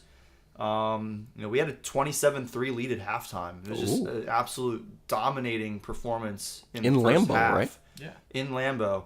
Got a little bit conservative for my liking in the second half. And against the Packers, you can get away with that. Jordan Love wound up, he had a pretty bad game overall. Ended up salvaging the day from a fantasy standpoint. That he did. Thankfully for Evan. But overall, not a great game for Jordan Love. Even with the passing and rushing touchdown in the second half that made the game look a lot closer than it really was. It wound up being a 14-point game, and it wasn't even that close, quite honestly. David Montgomery, who had missed the previous game with an injury, was questionable going in. They gave him the ball 32 times, and he ran very efficiently with it. You can't even, if you're a Jahmyr Gibbs fan, if you're a Jahmyr Gibbs owner in fantasy, you can't even really be mad that he was underutilized in this game because David Montgomery was crushing the Packers. He was running over and through everybody on that defense. And he just got stronger as the game went on. I think I said early in the game that one of the reasons that I can understand Dan Campbell giving the ball to David Montgomery as much as he does, despite having a very dynamic player in Jahmyr Gibbs, is that Montgomery is one of those bruiser-style running backs who gets stronger as he gets more carries. You know, I think there's plenty of running backs in the NFL today who are like that, but a lot of them don't get utilized that way, the way they should. You're going to run him into the ground. But a guy who's his size, I think you can last longer. I mean, you look at guys back in the day who were that style of running back. You look at like an Emmitt all Smith. of them? You look at an Emmitt Smith. Emmitt Smith is the prototypical bruiser. You know, he gets stronger as he gets more carries into the game. I was thinking Earl Campbell. Earl Campbell would be an excellent example of that as well. 100%. Eric Dickerson, great example of that style of running back. There's plenty of them. Mm-hmm. And they had long careers. I think that there's something to be said for a lot of these players, specifically at the running back position, having artificially short careers these days. I think that there's plenty of them who could be very effective late into their career. Even fairly recently, just a few years ago, Frank Gore ended a very long career. He was a freaking dinosaur out there by the time he was done. But he was still pretty effective. Even, you know, maybe not his very last year playing, but his second to last year, he was still an effective running back. Isn't Frank Gore Jr. a college player somewhere? Yeah, there were talks about him potentially getting into the league while Frank was still in the league. Frank Sr. That will not happen. No, But the point is, you know, when you have that body type, I think that you can have a longer career than what a lot of these players are actually being given. Mm-hmm. And so I don't think that there's as much risk of running a guy like David Montgomery into the ground. You know, I'm going to draw sort of a comparison between him and Derrick Henry. And obviously, Derrick Henry is way better than David Montgomery. Derrick Henry is in a league of his own. All-time leading rusher in that franchise, passing Earl Campbell. Oh, boy. Yeah. Jeez, Evan. Yeah. In so many ways that, you know, we don't even have time to get into, Derrick Henry is superior to David Montgomery. Mm-hmm. But as far as the style of running back, I don't think there's any reason to think that David Montgomery is going to be less effective than he's ever been at an earlier date than Derrick Henry is going to start losing effectiveness. Well, and Derrick Henry, like, he's a guy who relies a lot on his speed too. Like, it's an underrated quality with him. Yeah. Like, it's the reason why when he gets to the second level, he's just gone. Yeah. Like, it's not because even though he looks so slow. Well, that's because he's just so damn big. He's fine. Right. And, you know, so, like, that's the thing that he might lose soon, right? Like, we've already kind of seen his speeds decline a little bit. Yeah. He's still great, but, you know, like when you're a bruising back and your main value is you run hard and you just put your shoulder down and you stick it to somebody, if you stay healthy, you can do that for years and years and years and be effective. I think it's just that the NFL, well, yes, like they just don't believe in that type of 3 yards in a cloud of dust type of running anymore. And don't get me wrong, I also understand that it's a very different league, and so you're building your offensive line in a very different way today, where your offensive line is geared more toward pass protection than it is toward run blocking, and so you maybe don't have the same bruising blockers up front to open up holes for that style of running back. I mean, you look at Derrick Henry now, and when he doesn't get to the edge, when he doesn't have a big hole to get through and get to that second level and build up his speed, you know, he usually just kind of falls forward for 3 yards, you know, and just hits the line and goes down. So I absolutely understand that aspect of this as well. But the point is just I really like what the Lions are doing right now with David Montgomery, and hopefully it continues through the season. Obviously, I'd love to see Jahmyr Gibbs get a little bit more utilization because he's also very talented. But I have no problem with them giving David Montgomery 20, 25 carries a game as long as he can handle it. Yeah, and the thing is that Jahmyr Gibbs, because of his skill set, like, it's a little bit more complicated to get him weaved into the game plan, right? Like, you've got to figure a way to get him the ball in space and things like that. That's how you best use him. He's not your run between the tackles kind of guy. Like, he can be. He can do that, but, like, he's not but more in that. a spread formation. If you're running out of the shotgun and you're going to do like a draw play where you're pass blocking, but then you get a hole open for him, then sure. but you're not going to do it. You don't want to run him up the gut too many times in a game. Yeah, you don't want him being a 15 to 20 times up between the tackles. No. runner. And so, whereas David Montgomery, it's the simplest play in football. It's Yep. just, it's what you learn in Pop Warner. Just Yep. run the ball up the middle, like Wisconsin-style football. Just, Oh, Evan's jeez. favorite. So, it's easier to get Brandon Montgomery. Staley's favorite on 4th down. Just hand it off and get stuffed. Jeez, well, that's... Your boy. I can't stand him. He's terrible. Yeah, I sent you my coaching power rankings because you asked for them. Oh, Put them on the Football Life chat. I don't know where Corey went. okay. Well, I but, definitely read those. Staley was 32nd. Oh, I penciled him in. I thought about Eberflus being a little bit lower than him, just because he's terrible. I think he's gonna get fired. the Bears haven't won a game in a year. I know, and I think they're gonna lose to the Manders this week. Mm-hmm. And I think he's not gonna make it to Saturday. I think he's gonna get fired on Friday. Oh, Like, how can you keep a guy that's lost soon to be All the 15 games. in a row or something like that? well, I mean, the Browns kept Hugh Jackson, who lost 31 games And that in a was row or dumb. something. It was. Exactly. That's my point. Is They that that's replaced really him with stupid. your boy Freddie Kitchens. That's how bad he was. And then they fired him. Yeah. And he won more games than Eberflus has. So How many has Eberflus won? Like 3? yeah, they won 3 last year. So they're 3-14 plus 0-4. So that's 3-18. Yeah, and those 3 they won their first game last year Oh, in a okay. monsoon against the 49ers. Oh, right. and That, Trey Lance. yeah. Yeah, all that happened. So Wonderful. I mean, is that it on the Lions? I think we were talking about the Lions. Anything else noteworthy around the league? News and notes in our notes is empty. I mean, I think we'll cover it with best and worst and things like that. And our Just- biggest regret, all that stuff. Alrighty. I mean, I guess I'll just do best and worst now. Per Shots' quick reads. Yeah. Him. Quarterback, the best was Josh Allen. 241 DYAR.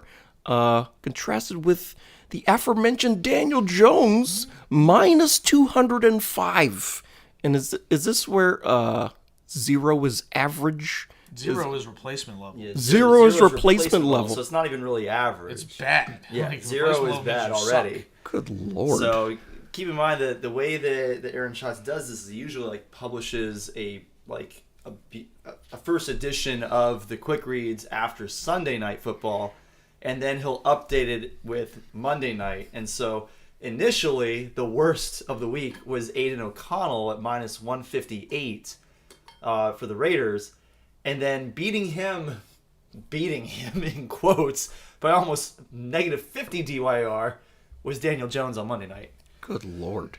That has to be the worst ever, right? Is anybody? No, it's We've not seen the worse worst. this year. Sam Howell had a worse game against the Bills last week. Sam Howell was awful last week.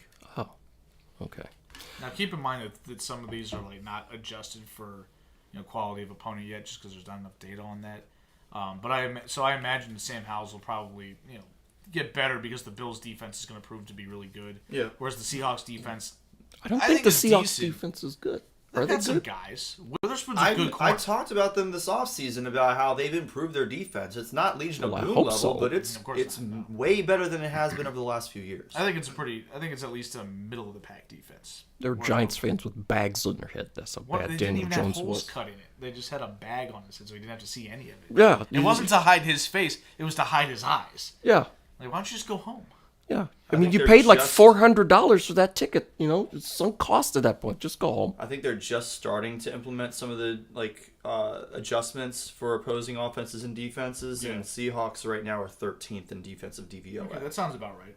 Based on Yeah. what I've seen. Yeah. They seem like a pretty solid but not great defense. Yep. Running backs by total, the best was Christian McCaffrey, 95, and Like the 50 points. the worst was Raheem Mostert at minus 42. It's gonna happen when you grass 2 balls. Oh, I didn't know he coughed up a couple fumbles. Yeah, I think he only lost one of them. But he, Oh, okay. But he grassed it twice, Yeah. and that's all. It doesn't look at whether it's lost or not. It's just did he fumble the ball? Yes, negative Yeah, points. it Yeah. counts the same. Yeah. Mostert was also the worst by rushing only. The best by rushing was Devon Achan, as he allegedly wants to be called now. Allegedly, it's what his name is. That's what he said. Yeah. Fine. I started him this week in the other league. Did you? Yeah, That's a good decision. Oh yeah, That was he, great, He wasn't it? played great, and I still lost because my opponent had the Seattle defense. Oh! I was in a good position to win going into Monday night, and I was like, okay, just the Giants need to do a little something. And then the first drive, Jones gets sacked, and I'm like, oh, I'm gonna lose. Yeah. 2 people in our league had bad coaching grades for not starting the Seahawks defense. What? Did somebody cut them? They were available on waivers. They stayed available on waivers after they passed on Wednesday last week. I picked up the Colts defense when apparently I should have picked up the Seahawks. They had a higher projection. Steven picked up the Buccaneers, who also had a lower projection than the Seahawks. So both of us lost games because we didn't pick them up. And then Alex Kincaid wound up picking them up on Thursday, started them, and he's a happy camper. Pun intended, because his team name is Camp Kincaid. I mean, Oh, I could have picked him up, and I still would have lost this week. It wouldn't have made a difference. My team sucks. Pass catchers, Stephon And I Diggs. lost by 30, and it would have made the difference because the Colts scored .12. Oh. Sucks. Yes, Yeah. it does. Stephon Diggs, 90 DYAR is the best pass catcher this week. The worst was George Pickens, minus 44. I mean, the Steelers were playing at the same time as the Ravens, so I didn't, watch the game. But it just seemed like every time the red zone cut over to the Pittsburgh-Houston game, it just seemed like the Steelers didn't have the ball. Kenny Pickett got injured. I don't know what his status is. Yeah, but he's been awful this year anyway, even before he got hurt. Yeah, Kenny Pickens has been pretty bad. And then on George Pickens, the rationale from Aaron Schatz was that while he did earn a 15-yard defensive pass interference, which does help your DYAR, he only had 1 catch over 10 yards, which was a 17-yard gain on 3rd and 18. So So what? that doesn't You get need it to done. pick up the Well, first did they down. go for it on 4th and make it after that? And then the Steelers followed that play up on 4th and 1 by going for it, but Kenny Pickett took a 9-yard sack and got injured on the play. Oh, So yeah, there you go. yikes. Not good. Alrighty. All right. On to talking about the picks before we make the picks. Our biggest regret. I can't even. What in the world? And we're fun over here. It's Wabbit season.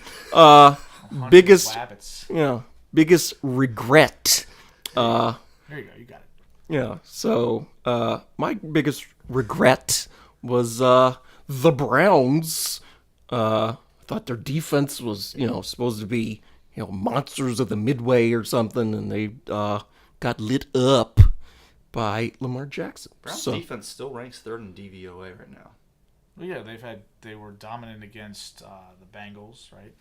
They were dominant against the Steelers. They only lost that game because the Steelers scored 2 defensive touchdowns. Who the hell did they play the other week that they lost? Or no, they beat somebody. They beat the I don't know. Titans? no, Jags? it was the Titans. Yes, it was Oh. the Titans. So, Okay. Ice cold guess right there. the Titans are Well, pretty gettable. The Bengals ranked 23rd in offensive DVOA. The Steelers ranked 30th in offensive DVOA, and the Yikes. Titans ranked 26th in offensive DVOA. Even so, they still just dominated them. So, it doesn't Yeah. matter how bad the opponent is. If they're scoring 3 points and you get 6 sacks and 4 turnovers, you're going to put up a big number. Yeah. Let's see. Biggest regret, Corey. New England plus 6.5 at Dallas. I think Dallas just scored again, by the way. So, another pick 6 out of Michael McCorkle Jones, the current starting quarterback of the Patriots. Current maybe being the operative word. I'm just gonna say woof and leave it at that. Honestly, 'cause I don't know what I was thinking there. I think know either. Eric also took the Patriots. No, I took the Cowboys. Did I lone wolf that one? You did. Okay. Why? I thought somebody else took them. There's no chance I would have taken that. I said it was a get-right game for the Cowboys after they had that bad loss to the Cardinals. And Well, that's right. regardless, I should not have done that. Ooh, yeah. And, Yikes, that's expensive. Come on, man. I should have known to. I felt the regret instantly watching the red zone when the Bills on their first drive just went right down the field on the Dolphins defense, and I was like, "Oh no, they're gonna To do be this." fair, the all Dolphins day. kept it. The right Dolphins there went to right down the start. field after that, didn't Yeah, they? for the first 2 drives, it was like 14-14. Yeah. But, I just had a vibe where it just felt like the Dolphins' offense, even on those drives, looked just a little more stoppable than the Bills. just for that day. Yeah. And I was just like, the Dolphins aren't going to stop the Bills at all today. Like, the Bills have dudes on defense. Like, they can get to Tua. They can force a sack. They can force a fumble. They can force an interception, stuff like that. And they did force did two all of fumbles those against things. Mostert. So Yeah, they got 2 fumbles off Mostert. They forced a pick off of Tua. They sacked him a couple times. Eventually, their defense got home. that was just a bit of a bad throw by Tua. He put it over his receiver's head. Yeah, it happens. But like, Tua's still been great this year. But Oh yeah. Allen clearly won that duel. So Yep. maybe I should have given the Bills more of a benefit of the doubt at home. But oops. Yeah, I also picked Miami. But that was less of a miss to me than the Cleveland. I had a pretty good week, so I had to pick something. I somehow finished in first place. I don't know what y'all were doing. 'Cause I had He some gets the tiebreaker doozies. because he actually had 2 lone wolf picks that he got right. Oh, okay. Oh, I did? Yeah. Oh, wow. I was gonna say I thought I was at least tied. Okay. Yeah, So, you were tied with him, but Evan had 2 correct lone wolf picks, so he gets okay. the edge. So I didn't have any while I picks at all. So try to remember who I picked for either my lone wolf wins, Eric, why don't you tell us why your proudest pick was Dallas? While I look up who I even picked last week. Your lone wolf wins are the Vikings and the 49ers. The you Vikings. got lucky with the 49ers. What happened with the Vikings? The Vikings got they were down. Cousins threw a pick six and got leveled on it, but then Bryce Young coughed up a ball for a fumble rooski that got taken in Oh. the paint. Okay. And then the 49ers only held on because they kept dropping the cover play. Yeah, in the end Cardinals zone. had 2 touchdown passes in the last few seconds that were both dropped. Oh, well, see, I The one totally by knew that Ertz was going to happen, right? absolutely, oh my god. Yeah. I was Had it all I was the way. screaming at my TV. It's like, catch it! Yes. I want the cover! One of the bets I did win, finally. Yes. The 49ers. So anyway, I said the Cowboys over the Patriots, not because I'm like Nostradamus for seeing that coming. I thought it was a very likely possibility that would happen. It was just so satisfying to watch because I don't like Mac Jones, and watching him probably just it was he put on full display why he's not a franchise quarterback, why he's not realistically a long-term starter in the NFL. He just doesn't have the guts. Right? Like he's mistake prone under pressure. He had several ridiculous plays where he overthrew somebody. He had a fumble that he got coughed up in return for a touchdown. He threw an ugly pick six that had Bill Belichick literally face palming on the sidelines. Like it was everything I thought it would be and more. And Bill Belichick, who's stoic all the time. yes, Right. it was a meme face. That He wasn't Arthur Smith out there, who's very expressive. He's on my list. Oh, well, yeah, because Kyle Pitts doesn't get the ball. Like, you draft this guy fifth overall. who's the Drake other guy? London? Drake London. They use top 10 picks on these guys, and they don't give him the ball. Mm-hmm. And then he acts like he's all holier than thou about it. Like, oh, I'm not playing fantasy football. I'm like, yeah, I know. You're playing real football, and you're losing a lot. So maybe, yeah. You also didn't read my power rankings. You would have seen that I have a special name for my list. Oh, You missed it. okay. I'll have to take a look at those dig through the if I can archives. remember. I have it on my notes, so I can just show you. Corey, Bears plus 3.5 against Denver. Why are you so proud of this? Because He won by half a point. Because I I knew think this is the most exactly how this was ridiculous gonna go. outcome. I'm pretty sure I said on the show last week that Justin Fields is going to have a great first half. The Bears are going to jump out to a huge lead, and the Broncos are going to come back and win by 3. No, I definitely didn't say any of You that. did not. But I did say there's no way the Broncos can win by more than a field goal. And that's exactly what happened. They wound up winning by exactly a field goal. So, I mean, I said last week I'm just gonna take whoever's getting points just because these teams are both awful, and the Bears were getting just enough points for us to cover. So, I'll take it. Yeah. There's my list. Oh, okay. Yikes. Most surprising, Corey, you have the Bucks blowing out the Saints 26-9. yeah, I mean, obviously, What didn't happen? I was not sure that Derek Carr was playing when I made this pick. I didn't expect him to. But even with that, with Alvin Kamara coming back from suspension, I figured the Saints offense was going to have a little something to it. And I definitely thought higher of the Saints defense than this. To get blown out this way, that surprised me. I mean, yeah, that's all true. I'm not sure at this point that Derek Carr is the best quarterback for the Saints offense. I think that Jameis Winston, despite his tendencies to do really stupid things with the football, He has a higher ceiling than Carr. right? But yeah, he a lets lower it, floor. he lets it rip, right? And I feel like a guy like Chris Olave, who's dynamic and gets down the field, he needs a quarterback that can let it rip a little bit. Yeah. I mean, I didn't prepare a biggest surprise. I guess I'll say my biggest surprise was the Titans rolling the Bengals. The Bengals are supposed to have this high-flying offense, and they've been totally grounded for, For 4 weeks. for 4 It weeks, sucked the whole time. right? Like, this isn't... It's completely inexplicable to me that these are the same offensive players. yeah, they still have This is Jamar the same Chase and Joe coach, Burrow, and the same offensive coordinator, and yet the offense looks completely unrecognizable. I thought they improved their offensive line, too. They were supposed to. They overhauled. allegedly They did. supposedly did. Yeah, and now they're scoring 3 points against the Titans. Look, So, I get that Burrow's hurt, but how is it this bad? yeah. He was taken off of the injury report last week. He didn't even have a designation going into the last couple of days before the game. Well, sounds like the Bengals need to be fined then if he wasn't, if he didn't have an injury designation and he could barely stand up. Either that, or he's not injured anymore. Somehow this calf thing is good, and yet he still He just sucks. He just sucks inherently. Like Jimmy G or somebody. Right after they gave him all that money, they just you Like can't Jimmy play G football or somebody. Like I said, inexplicable. Oh my God. Yeah. Like I said, I said a couple weeks ago that the Bengals, they might be having a season from hell. Like, it's just one of those years where everything goes wrong right off the jump and it goes sideways and you just don't do anything. Like, they're not going to make the playoffs. I picked them to go to the Super Bowl, and it looks more likely that they'll be picking number 1 overall than they'll go to the Super Bowl right now, which is insane. I mean, the Eagles almost did both last year.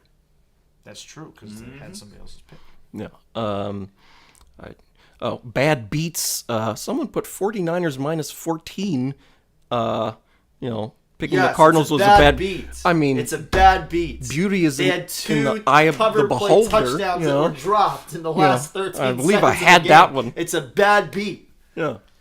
One's bad beat is a fantastic win. Yeah. So, By the way, you skipped right over Eric's most surprising. Oh, I did. what did I say for that? Texans. Texans blow out the Steelers. I mean, I just had to pick something. Like, I had the Texans covering. In fact, I'm not surprised that they won outright. I didn't think they'd win by 24. Like, I didn't think they'd score 30 points. Like, I thought they might score like 20 and the Steelers' offense would suck. And, well, the Steelers' offense did suck, but, the Texans' offense, CJ Stroud's looking pretty good. he looks very good. Like, he's the real deal. And like I've said, I'm rooting for him after all the nonsense in the offseason about how, they made up some new cognition thing that's not the Wonderlic anymore. And apparently he was awful at it. Like, way worse than everybody else. Like, everybody Was he else worse than Tim Tebow at it? well, Tim Tebow didn't have to take this thing because they just made it up for this year. And everybody else is like, Bryce Young's like 94%. And everybody's like in the 70s and 80s. And he's like 18%. And I'm like, well, this sounds like a bunch of nonsense. Oh, yeah. They're trying to make him seem like he's an idiot. And Brady Quinn suggesting he's like a bad teammate or something with some nonsense. And I'm just like, this Well, is just... hark who's talking out of Brady Quinn for 5 minutes. Goodness gracious. Yeah. Brady Quinn. Yeah, exactly. Of all people. Yeah. Notre Dame quarterback. Oh, jeez. Him and Jimmy Clausen. Oh, my God. Jimmy Clausen. Gruden, back when Gruden was employed, he was loving some Jimmy Clausen just in that Do you preseason. Do you love Deshaun Kaiser, too? Another Notre I Dame think so. quarterback? Yeah. Yeah, how'd that work out? Not great. 4-8 quarterback in college, 1 year of starting. Oh, he's gonna be great. Come on, Yeah. come on. Okay, so now I've jumped around. I've sort of forgot where I am in here. On to the picks themselves. We're going to make some picks tonight. Y'all should as well. You should enter our weekly and season-long picks contest by sending us an email, thesportsballers@gmail.com, or DM us on Twitter @sportsballers18 with your email address. Would like to congratulate Andrew Perez on winning the Week 4 fan contest. He went 11-5, which ties Corey's Week 1 mark for the best of the season. He's now the leader of the fan contest on the season with 34 and better than my 31. So I've got some work to do. So before we, I guess, get into the games themselves, eliminate a team contest. I won the contest going away. Oh, no, that was last year. I still want to bring that up. I won last year's contest going away because I got it perfect. And I am picking first this week by some miracle. A couple drop touchdown pass. Yeah. Mm-hmm. Oh, that was the difference? That was the difference. Oh. Yeah. It's a bad beat. Oh, okay. I mean, again, depends on who you ask. The bad beat. Count it. Told y'all the Niners were going to roll. You know. Roll. Yeah. Told y'all. I have no idea who I'm picking. Because I didn't expect to go first. Didn't think you'd get this far. You're like, planting. It's even worse. You should have had 3 prepared. Well, yeah. So let me scroll all the way down to the bottom of the standings here. Yikes. Ooh, there's a lot to choose from down here. So far, just to make sure you don't accidentally duplicate it, you I was about to pick the Bears. There you go. You just eliminated them. You can't do that. You've eliminated the Colts, the Cardinals, the Panthers, and the Bears. Okay, so the Colts, the Cardinals, the Panthers, and the Bears. Also down here, after what we saw this past week, give me the Raiders. They're done. Right? Like, they're the 4th best team in their division.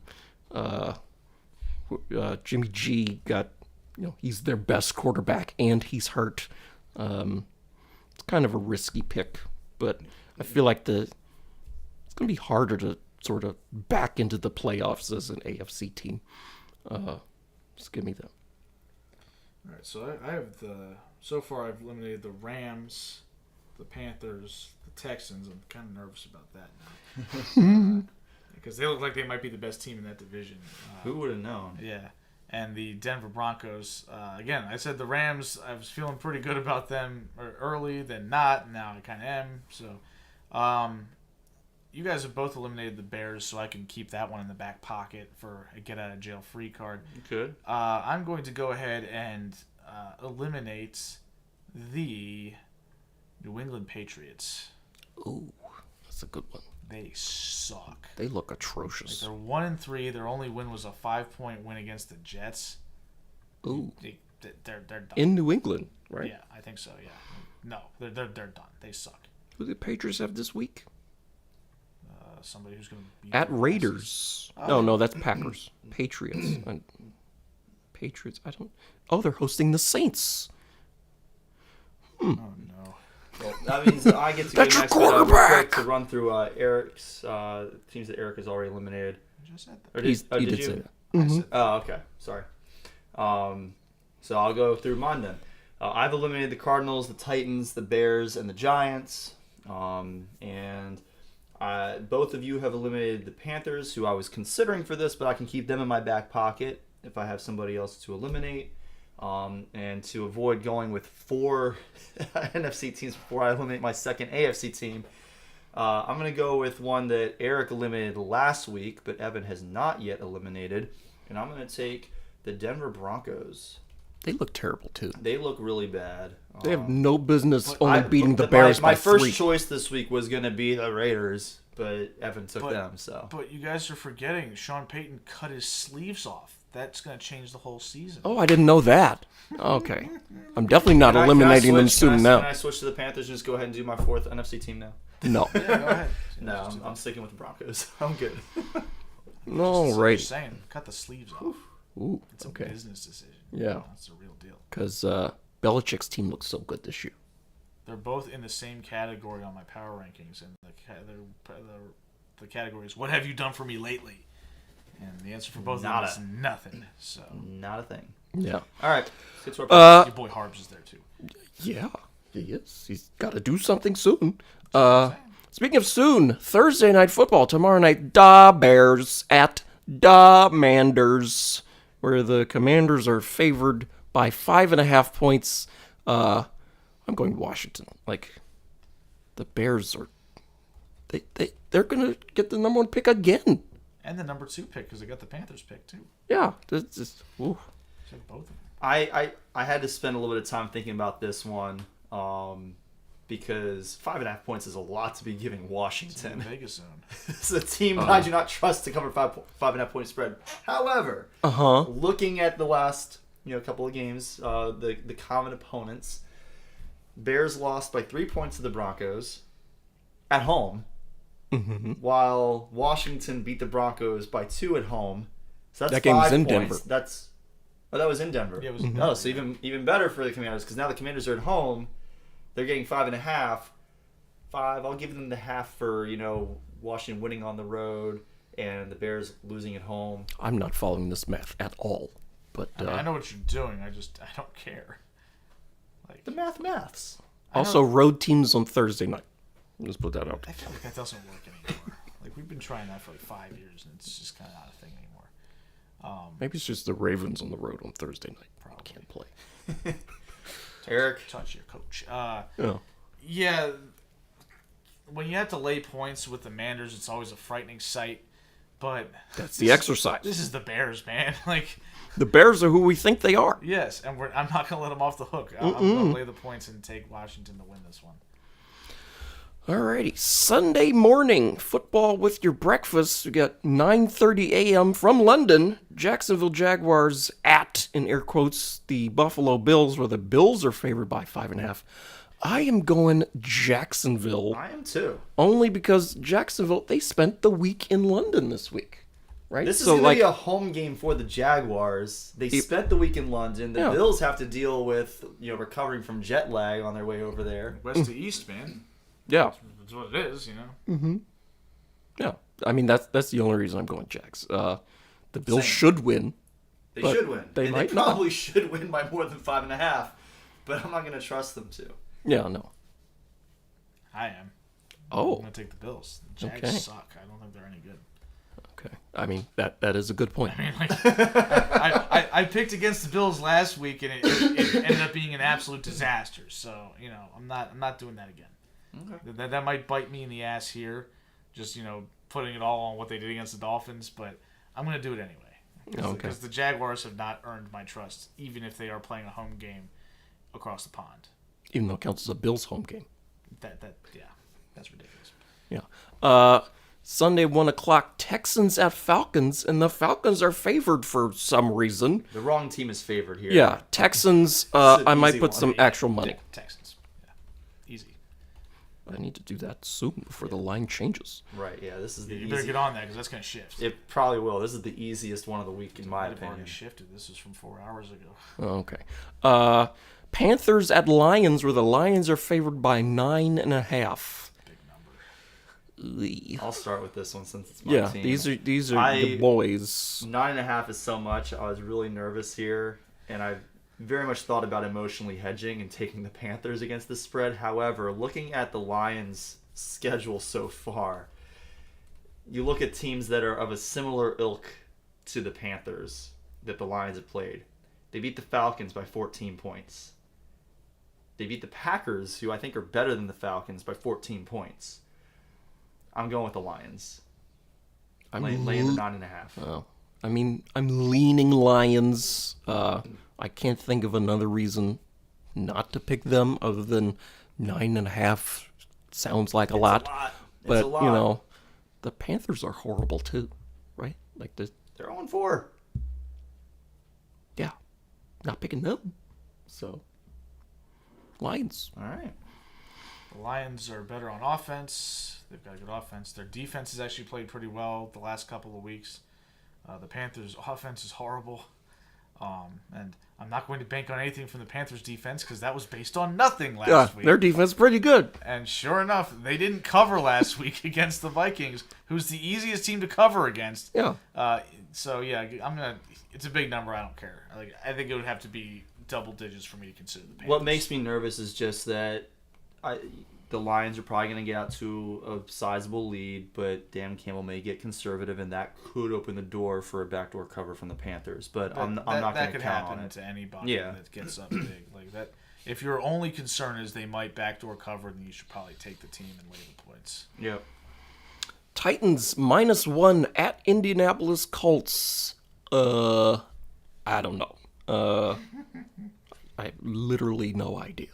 This is an easy pick for me. Give me the Colts.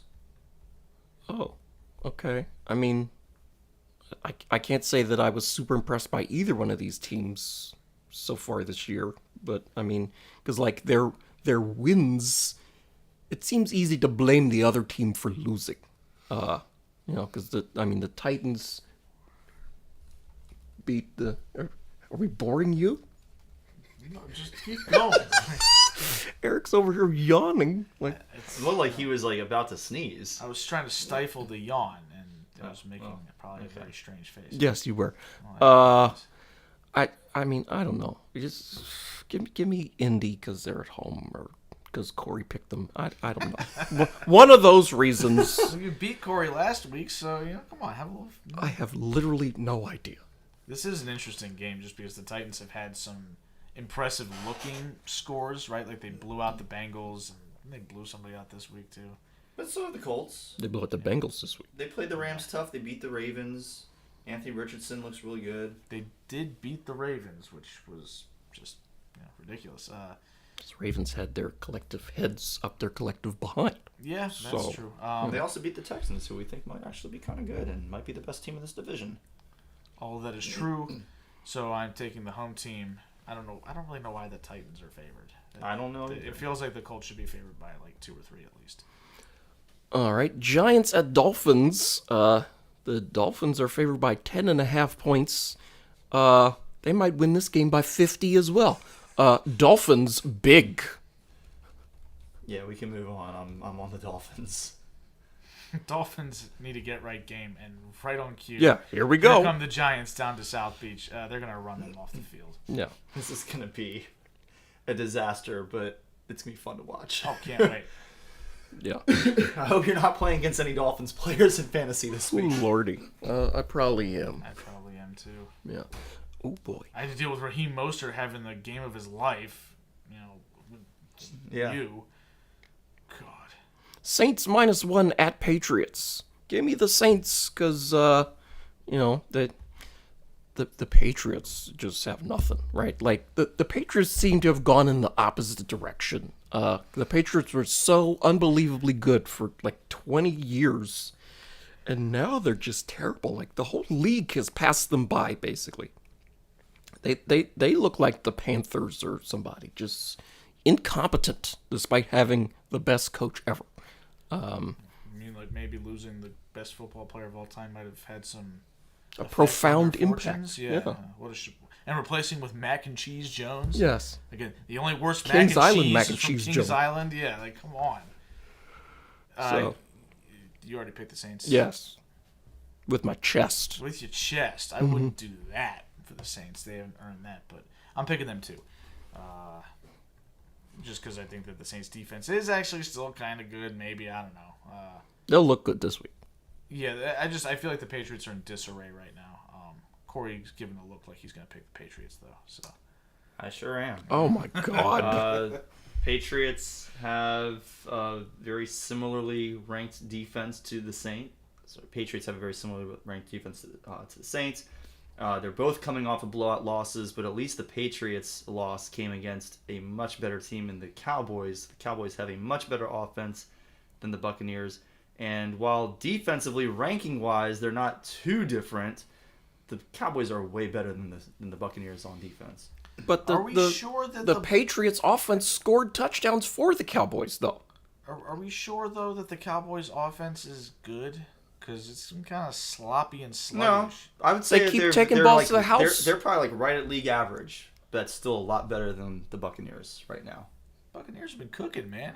Buccaneers defense is still good. They have all those same guys. Buccaneers might be a top 20 offense. Just saying, man. Yeah. Maybe Thanks. Baker's waking up feeling dangerous. Yeah. Yeah. Waking Baker Mayfield. Feeling good. I'll be on the Lonely Island this week. I mean, yeah. More power to you. I'm just, right? I'm not confident in the Saints, but I'm so. They can win by deeply, 2. Profoundly unimpressed with what I Against saw from the Patriots this week. They just seem Mac like and they're Cheese Jones. McCorkle. Yeah. Ravens -4 at Steelers. I am going Steelers only because this game is always a 3-point game. Always. Like 4 is too many. Like the whichever team is good or bad will play up or down to their competition in this rivalry game. That's just what happens, right? Like in 2012, the Ravens lost a home game to Dennis Dixon and the Pittsburgh Steelers, and the Ravens went on to win the Super Bowl that year. That was ridiculous. So, Mitch Trubisky looks to be starting for the Steelers, and, hopefully my dad isn't still as worked up about Mitch Trubisky as he was last year, screaming at him to the point of throwing up. You gotta admire that passion, right? So, it's gonna be close, so give me Pittsburgh. And you make a decent point about the games always within 3. The last 4 games, Pittsburgh won by 3 last year in, I guess that's week 17. And then they played a few weeks earlier, and the Ravens won by 2 at Pittsburgh. And then the previous year, I guess week 18, the Ravens lost 16-13 in overtime to the Steelers. And then their previous meeting, the Ravens also lost to the Steelers 19-20. So, yeah, so it's always within 3, which is why I'm picking the Ravens to cover the spread, because I don't care about that. The Steelers are awful. They're so bad, and their defense did not come to play last week against Houston. Their offense is a joke. Najee Harris is a bum. Like, he can't play. I'm over him. Their offensive line isn't any good. Mitch Trubisky is Mitch Trubisky, right? Like, your dad might have to check on him after this week. It's just I'm so unimpressed with Pittsburgh. As someone who picked the Steelers to make the playoffs, You did. not feeling that anymore. Did I pick the Steelers to make the playoffs? I don't think so. I know I didn't, because I had them at the bottom of the division, but still above 500. This might be the year they Yeah, don't make it. I'm thinking. I the hope same it's not, because I really want that streak to live on. But I'm nervous for Mike Tomlin on that. I'm leaving Evan on the lonely island Wonderful. for this one. The Ravens defense is good, and I get that the Steelers defense can be good. Against Dorian Thompson-Robinson or something. The Steelers defense can be good. The Ravens defense might be better regardless. Probably is better regardless, and the offense is for sure better. This is not going to be one of those 2-3 point games. The Ravens are going to cover this spread easily. I don't see it. This is going to be a double-digit win for the Last Ravens. week you picked the Steelers to roll the Texans, and they Oh, got that the was roll. that was a Yeah, bit the of a Ravens miss. are winning this by at least 10. Oh, okay. On the 4 o'clock window, Bengals -3 at Cardinals. Again, Give me them cards. what? I agree, 100%. Oh my God! Have you seen the way the Bengals have looked? They're terrible. And have you seen how frisky the Cardinals have been? Yeah, they're probably last Joshua week. Dobbs actually looks pretty good. Last week was probably their first loss against the spread of the year, and it was because it required 2 fumbled touchdown catches there. Mm-hmm. Right, like they are a team that people are sleeping on. Like they're in the mix. Josh Dobbs has probably put up a better DVOA. I'm speaking out of my ass right now than Joe Burrow has this year. The Ravens, in 4 games this year, their defense against running backs, they gave up 142. The Ravens? I'm sorry, the Bengals. They gave up 142 rushing yards to the Browns running backs, 103 to the Ravens running backs, then only 38 to the Rams running backs, but then 162 to the Titans running backs. Like, James Conner is going to have a field day against this defense. But T. Higgins is probably out too. Like they got nothing. T. Higgins sucks right now. He can't make Except against me. right. He was supposed to be good in week 4. I said last year he had this thing where he was doing well in the even number weeks. That didn't happen this week. Shattered his ribs, so oh, kind of hard to be good in that circumstance. you can't breathe. I'm still on Cincinnati. Y'all failed to convince me. Well, maybe Sunday will convince you Probably. to stay off of Cincinnati for the rest of the year. Yeah. No, they're toast. I don't believe in them at all. Yeah. Eagles going across the country -4.5 at the Rams. This will be an Eagles home game. The Link West, if you will. Philly. I mean, I get the Eagles give me the sense that they like to play with their food before they eat it. right? Like they sort of mess around. They messed around with Washington, had to go to overtime because, they did some dumb stuff. Then I think the Eagles, they had a celebration penalty when they had a go-ahead score late, which gave Washington just enough extra yardage to go ahead and to get the tying touchdown at the buzzer to send it to OT. But the Eagles are the better team. Give me Philly.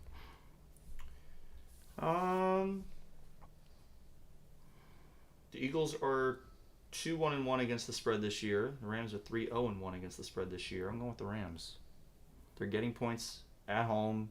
They've been playing pretty good football. They might have Cooper Kupp back this week. They activated him today for practice, and now they have a 21-day window to officially. So I should say they designated him to return today for practice. They have a 21-day window to officially activate him from the injured reserve. There's a chance that he could be active this week. Sean McVay said last week that he thought that he could be back for week 5, and they were talking with fantasy footballers about historically looking back at the way that Sean McVay talks about his injured players. He's usually pretty honest. He's usually within a week or two of their actual return. So he might not be back So he's this the week. diametrical opposite of John Harbaugh. He is the diametrical opposite of Remember, John Harbaugh. That is Rashad correct. Perryman was day-to-day. So there is a chance that he could play this week. And if he does, and you've got him and Puka Nacua, this could be an upset. Which one of them is playing The defense? Rams could, screw around and win this game.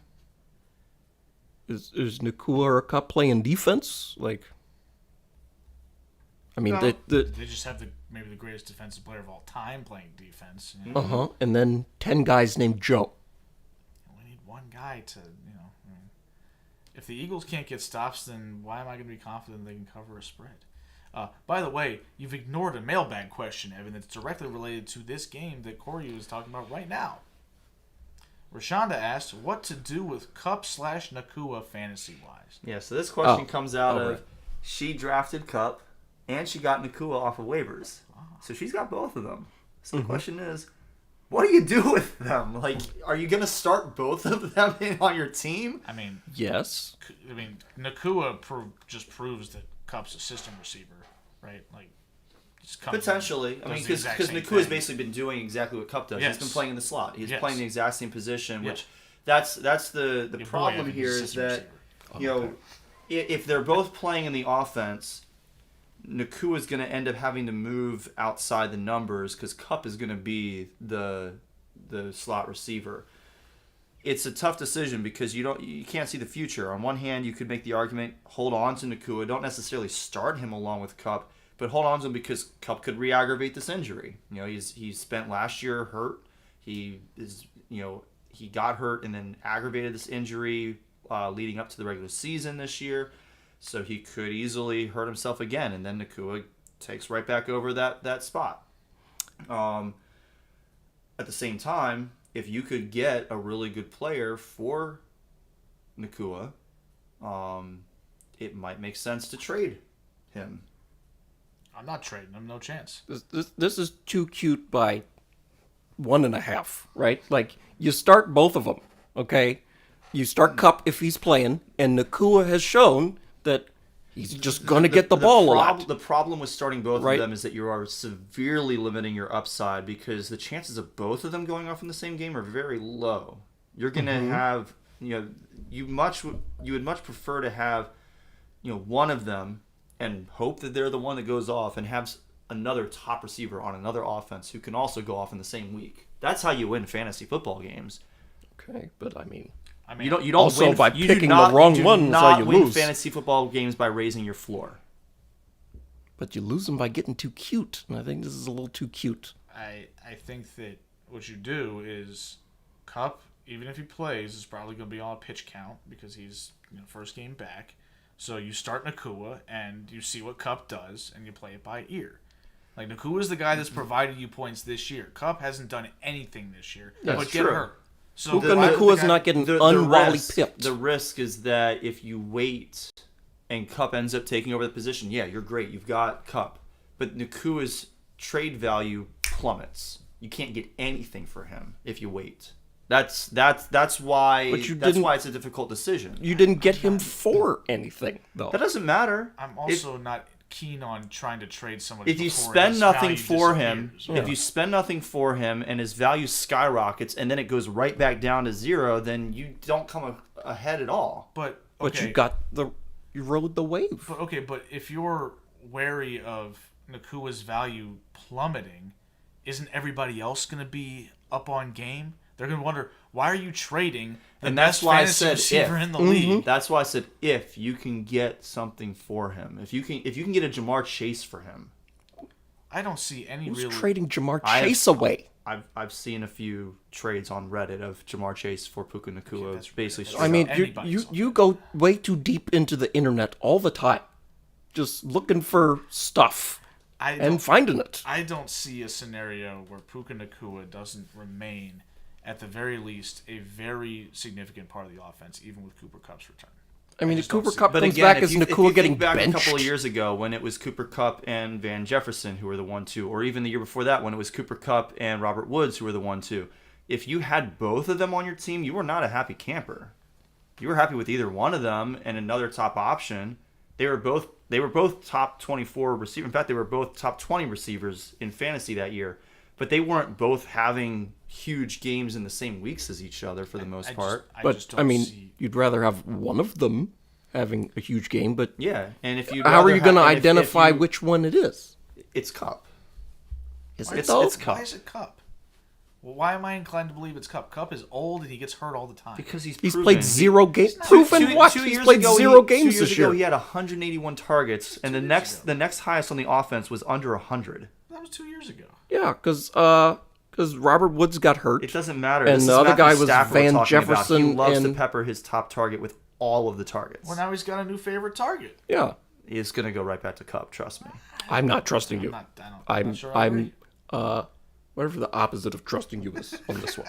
Distrusting. trust. Just running There's the literally other a way. word for it. I mean, I could see them going back to Cup. I just feel like McVay's Anyway. not going to let Puka Nakua disappear. We still need to get Eric's pick because it's between Evan and I for the Lonely Island on this All right, Rams-Eagles game. yeah, Eagles.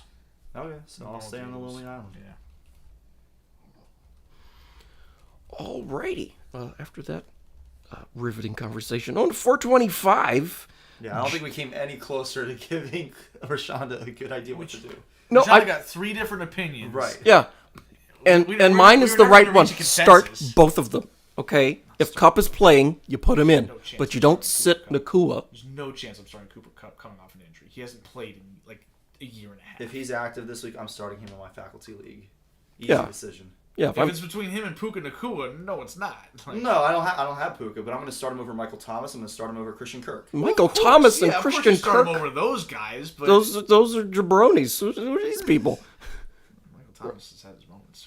Michael Thomas has had good games, and so has Christian Kirk. They're both averaging like 15 points a game in a PPR league. Ooh, okay. I mean, Michael Thomas hasn't been good in what 3 years? Well, he's been good the whole time. He just hadn't been on the field. Right. Oh, okay. Yeah. Oh, okay. He You never can't make the stopped being club good. in the Whenever tub. he's on the field, Can't he's been guard good. Mike, right? Can't guard Mike because he ain't playing. Yeah, can't make the club in the tub. I agree with all Yeah. that. Let's but move to the late window. The later window, if you will. 425 Jets at Broncos, where the Broncos are favored for some reason. Jets, Jets. The Jets defense will get after Russell Wilson to the point where he can't even remember how many bathrooms he has in his house. It's the Broncos are awful. And to be honest, I was kind of impressed with Zach Wilson. He seemed like he I mean Taylor Heineke.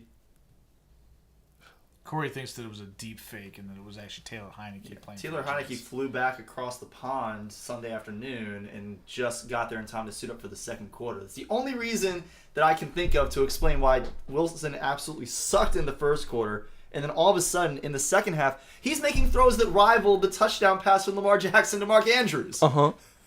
told y'all he was talented, right? He didn't just make one good throw at his pro day one time. Yeah, he did. That's his entire resume. Yeah. was that. He was caught on the sideline saying, I blew it. I blew the game for us or something like that. And like this is well, he did, yeah. But this is also the same guy who, when the Jets went up to New England last year, and he was asked in the postgame after they scored like 3 points, did the offense let the defense down because the Jets defense didn't give up any offensive touchdowns to the Patriots? And he was like, "No, we played great." I'm like are you on the same planet Earth that the rest of us are He on? did not say we played great, but he just said He's like, "No, we don't take responsibility for only scoring 3. Like you're not going to win if you only score 3." Yeah, so he learned to take responsibility for his mistakes. That's great. not even at the podium, just in a candid camera moment on the sideline Yeah. with his teammates. So Yeah. good for him. But Yeah. he's still making those game-losing mistakes. So Yeah, he's still bad. Okay. that said, I'm still taking the Jets.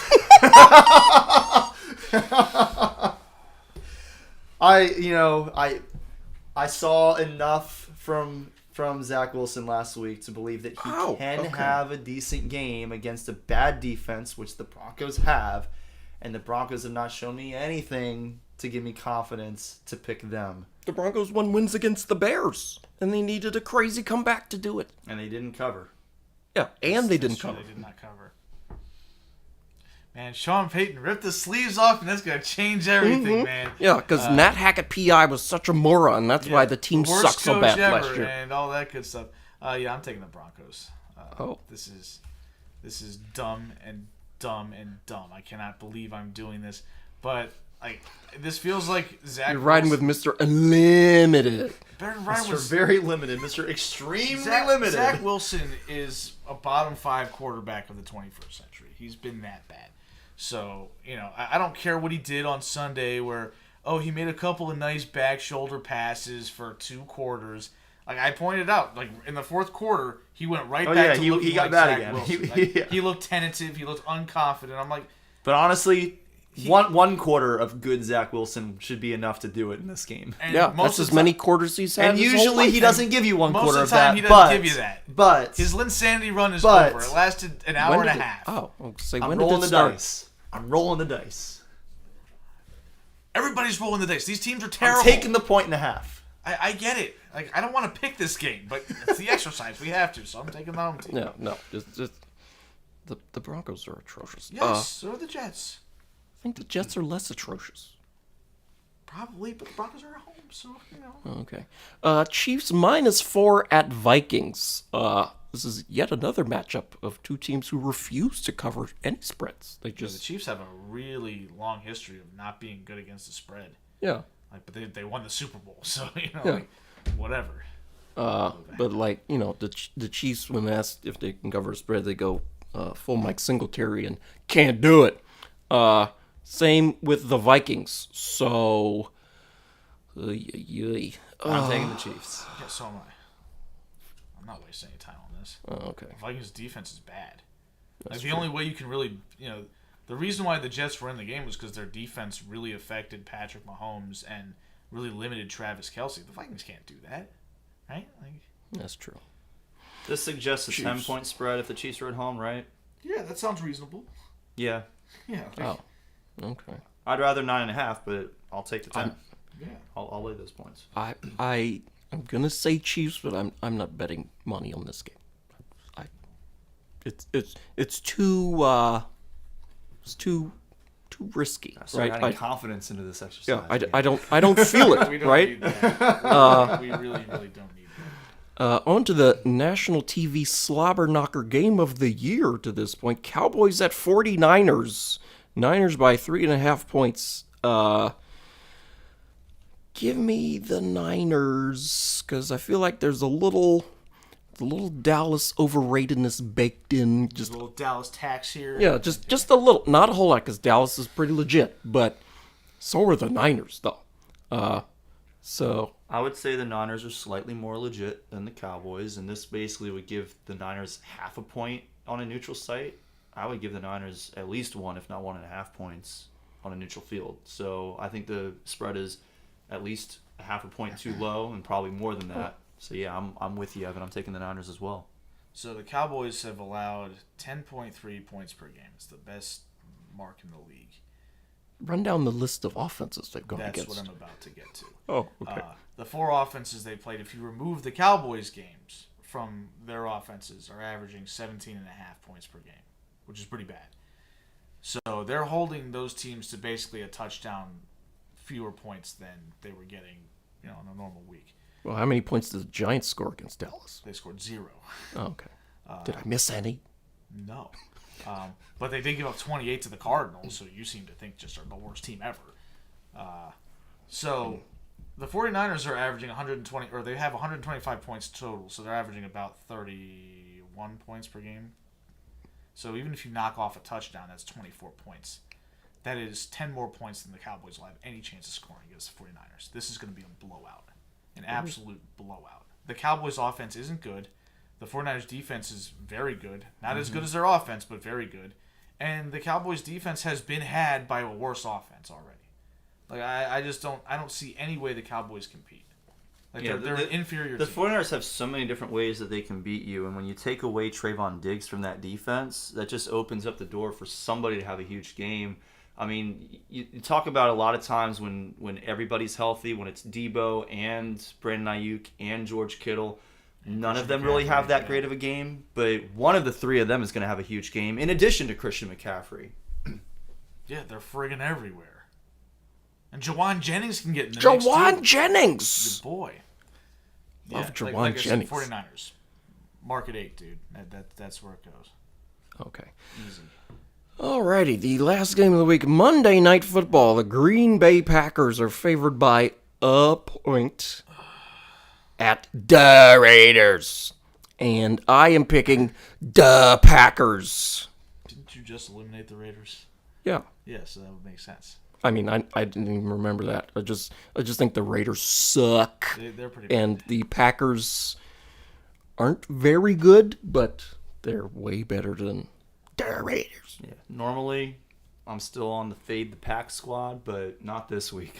I'm on the Packers as well with only the 1 point against a terrible Raiders team that I would have eliminated if Evan hadn't gotten to the punch first. So, the Packers are favored by 1 on the road, but let's face it, this is basically going to be a home game for the Packers because they're going to take over that barn. Yeah. The Raiders in Vegas do not have a home field advantage because everybody loves to see, hey, we get to go to Vegas to watch our football team play, Yeah, so let's make a weekend of it, and they take it over. Like, it happens And every they left time. a pretty sizable portion of their fan base back in Oakland.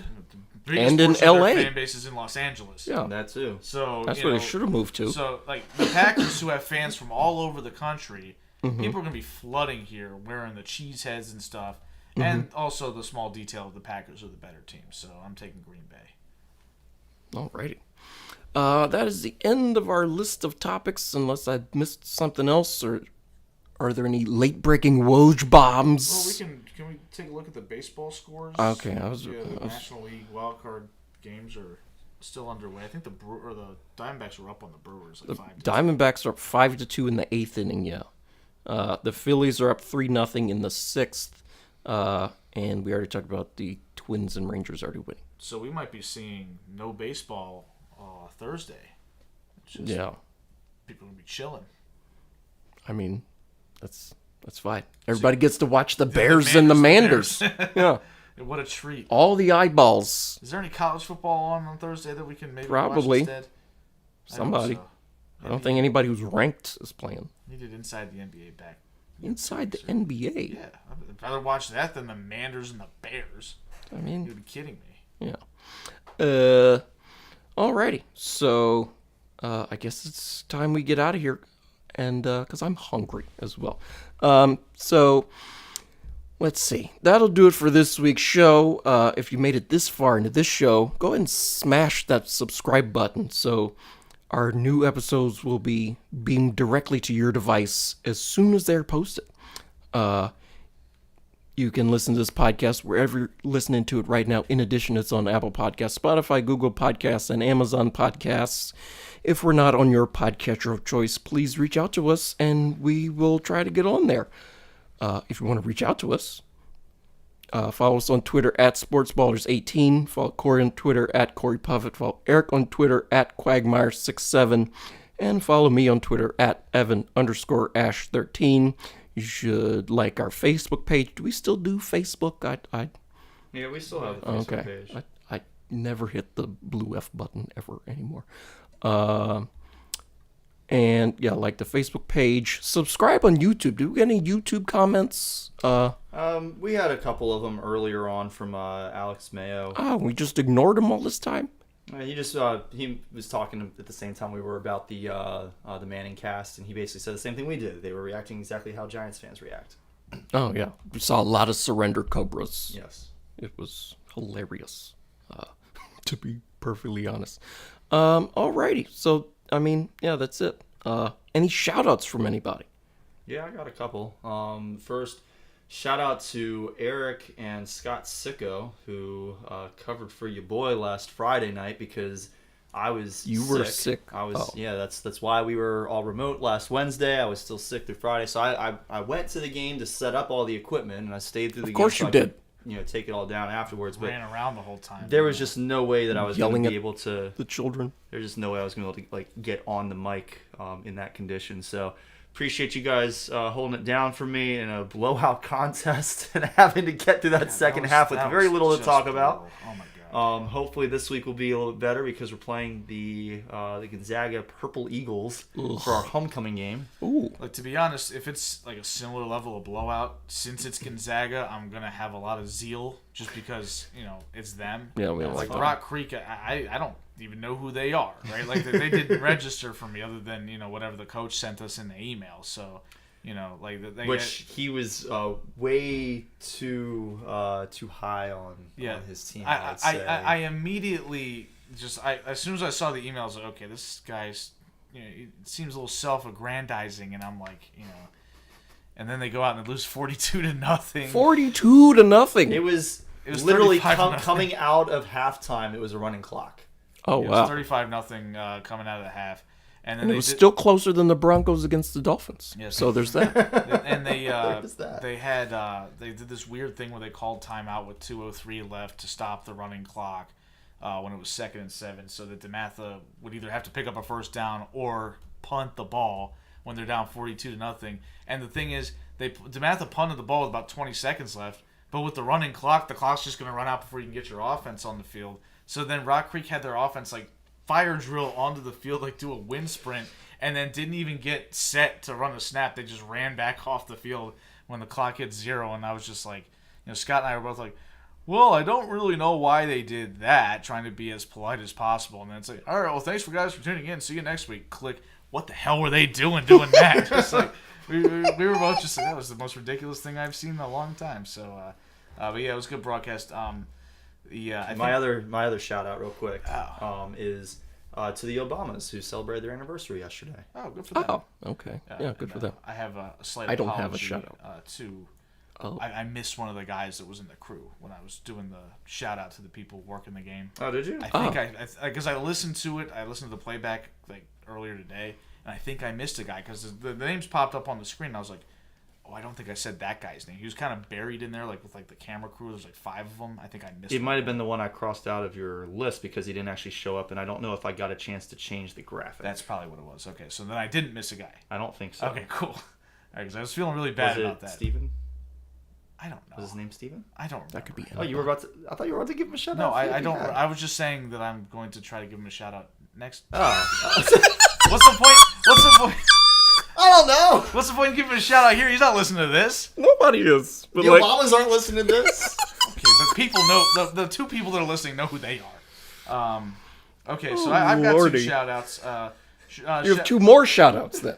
Yes. Okay. I'm gonna have more when I call the game on Friday, assuming that's my job. Shout out to Mina Kimes, your girl Evan, Oh, she had the baby. who had her baby. And Yes. the Seahawks are undefeated since he's been born. Nice. Just like the Chiefs are. Never mind. I'm not gonna talk about that. Well, she's a Seahawks fan. I'm not. No, I was gonna say something else. Shout out Oh. also. I you don't know, get it. You know. We'll talk after the show. Yeah. Shout Explain out that to to me. the Wu-Tang Clan and Nas. I saw them last week before our show. I forgot to shout them out because I was too busy making fun of Jimmy Garoppolo for pointing out where he was throwing an interception to mention the people that would actually deserve a shout out. They put on a great show last Tuesday down in D.C. It was about a 2.5 hour set where they alternated and came on and off stage and performed together. It was a lot of fun. Everybody was into it. Great show. Would definitely see them again if they come back around. Highly recommend. And yeah, that's all I got. Alrighty. That's all Eric got, and that's all we got as well. So, thank you all so much for listening if you made it this far into this weekly foolishness. And we will certainly talk to you next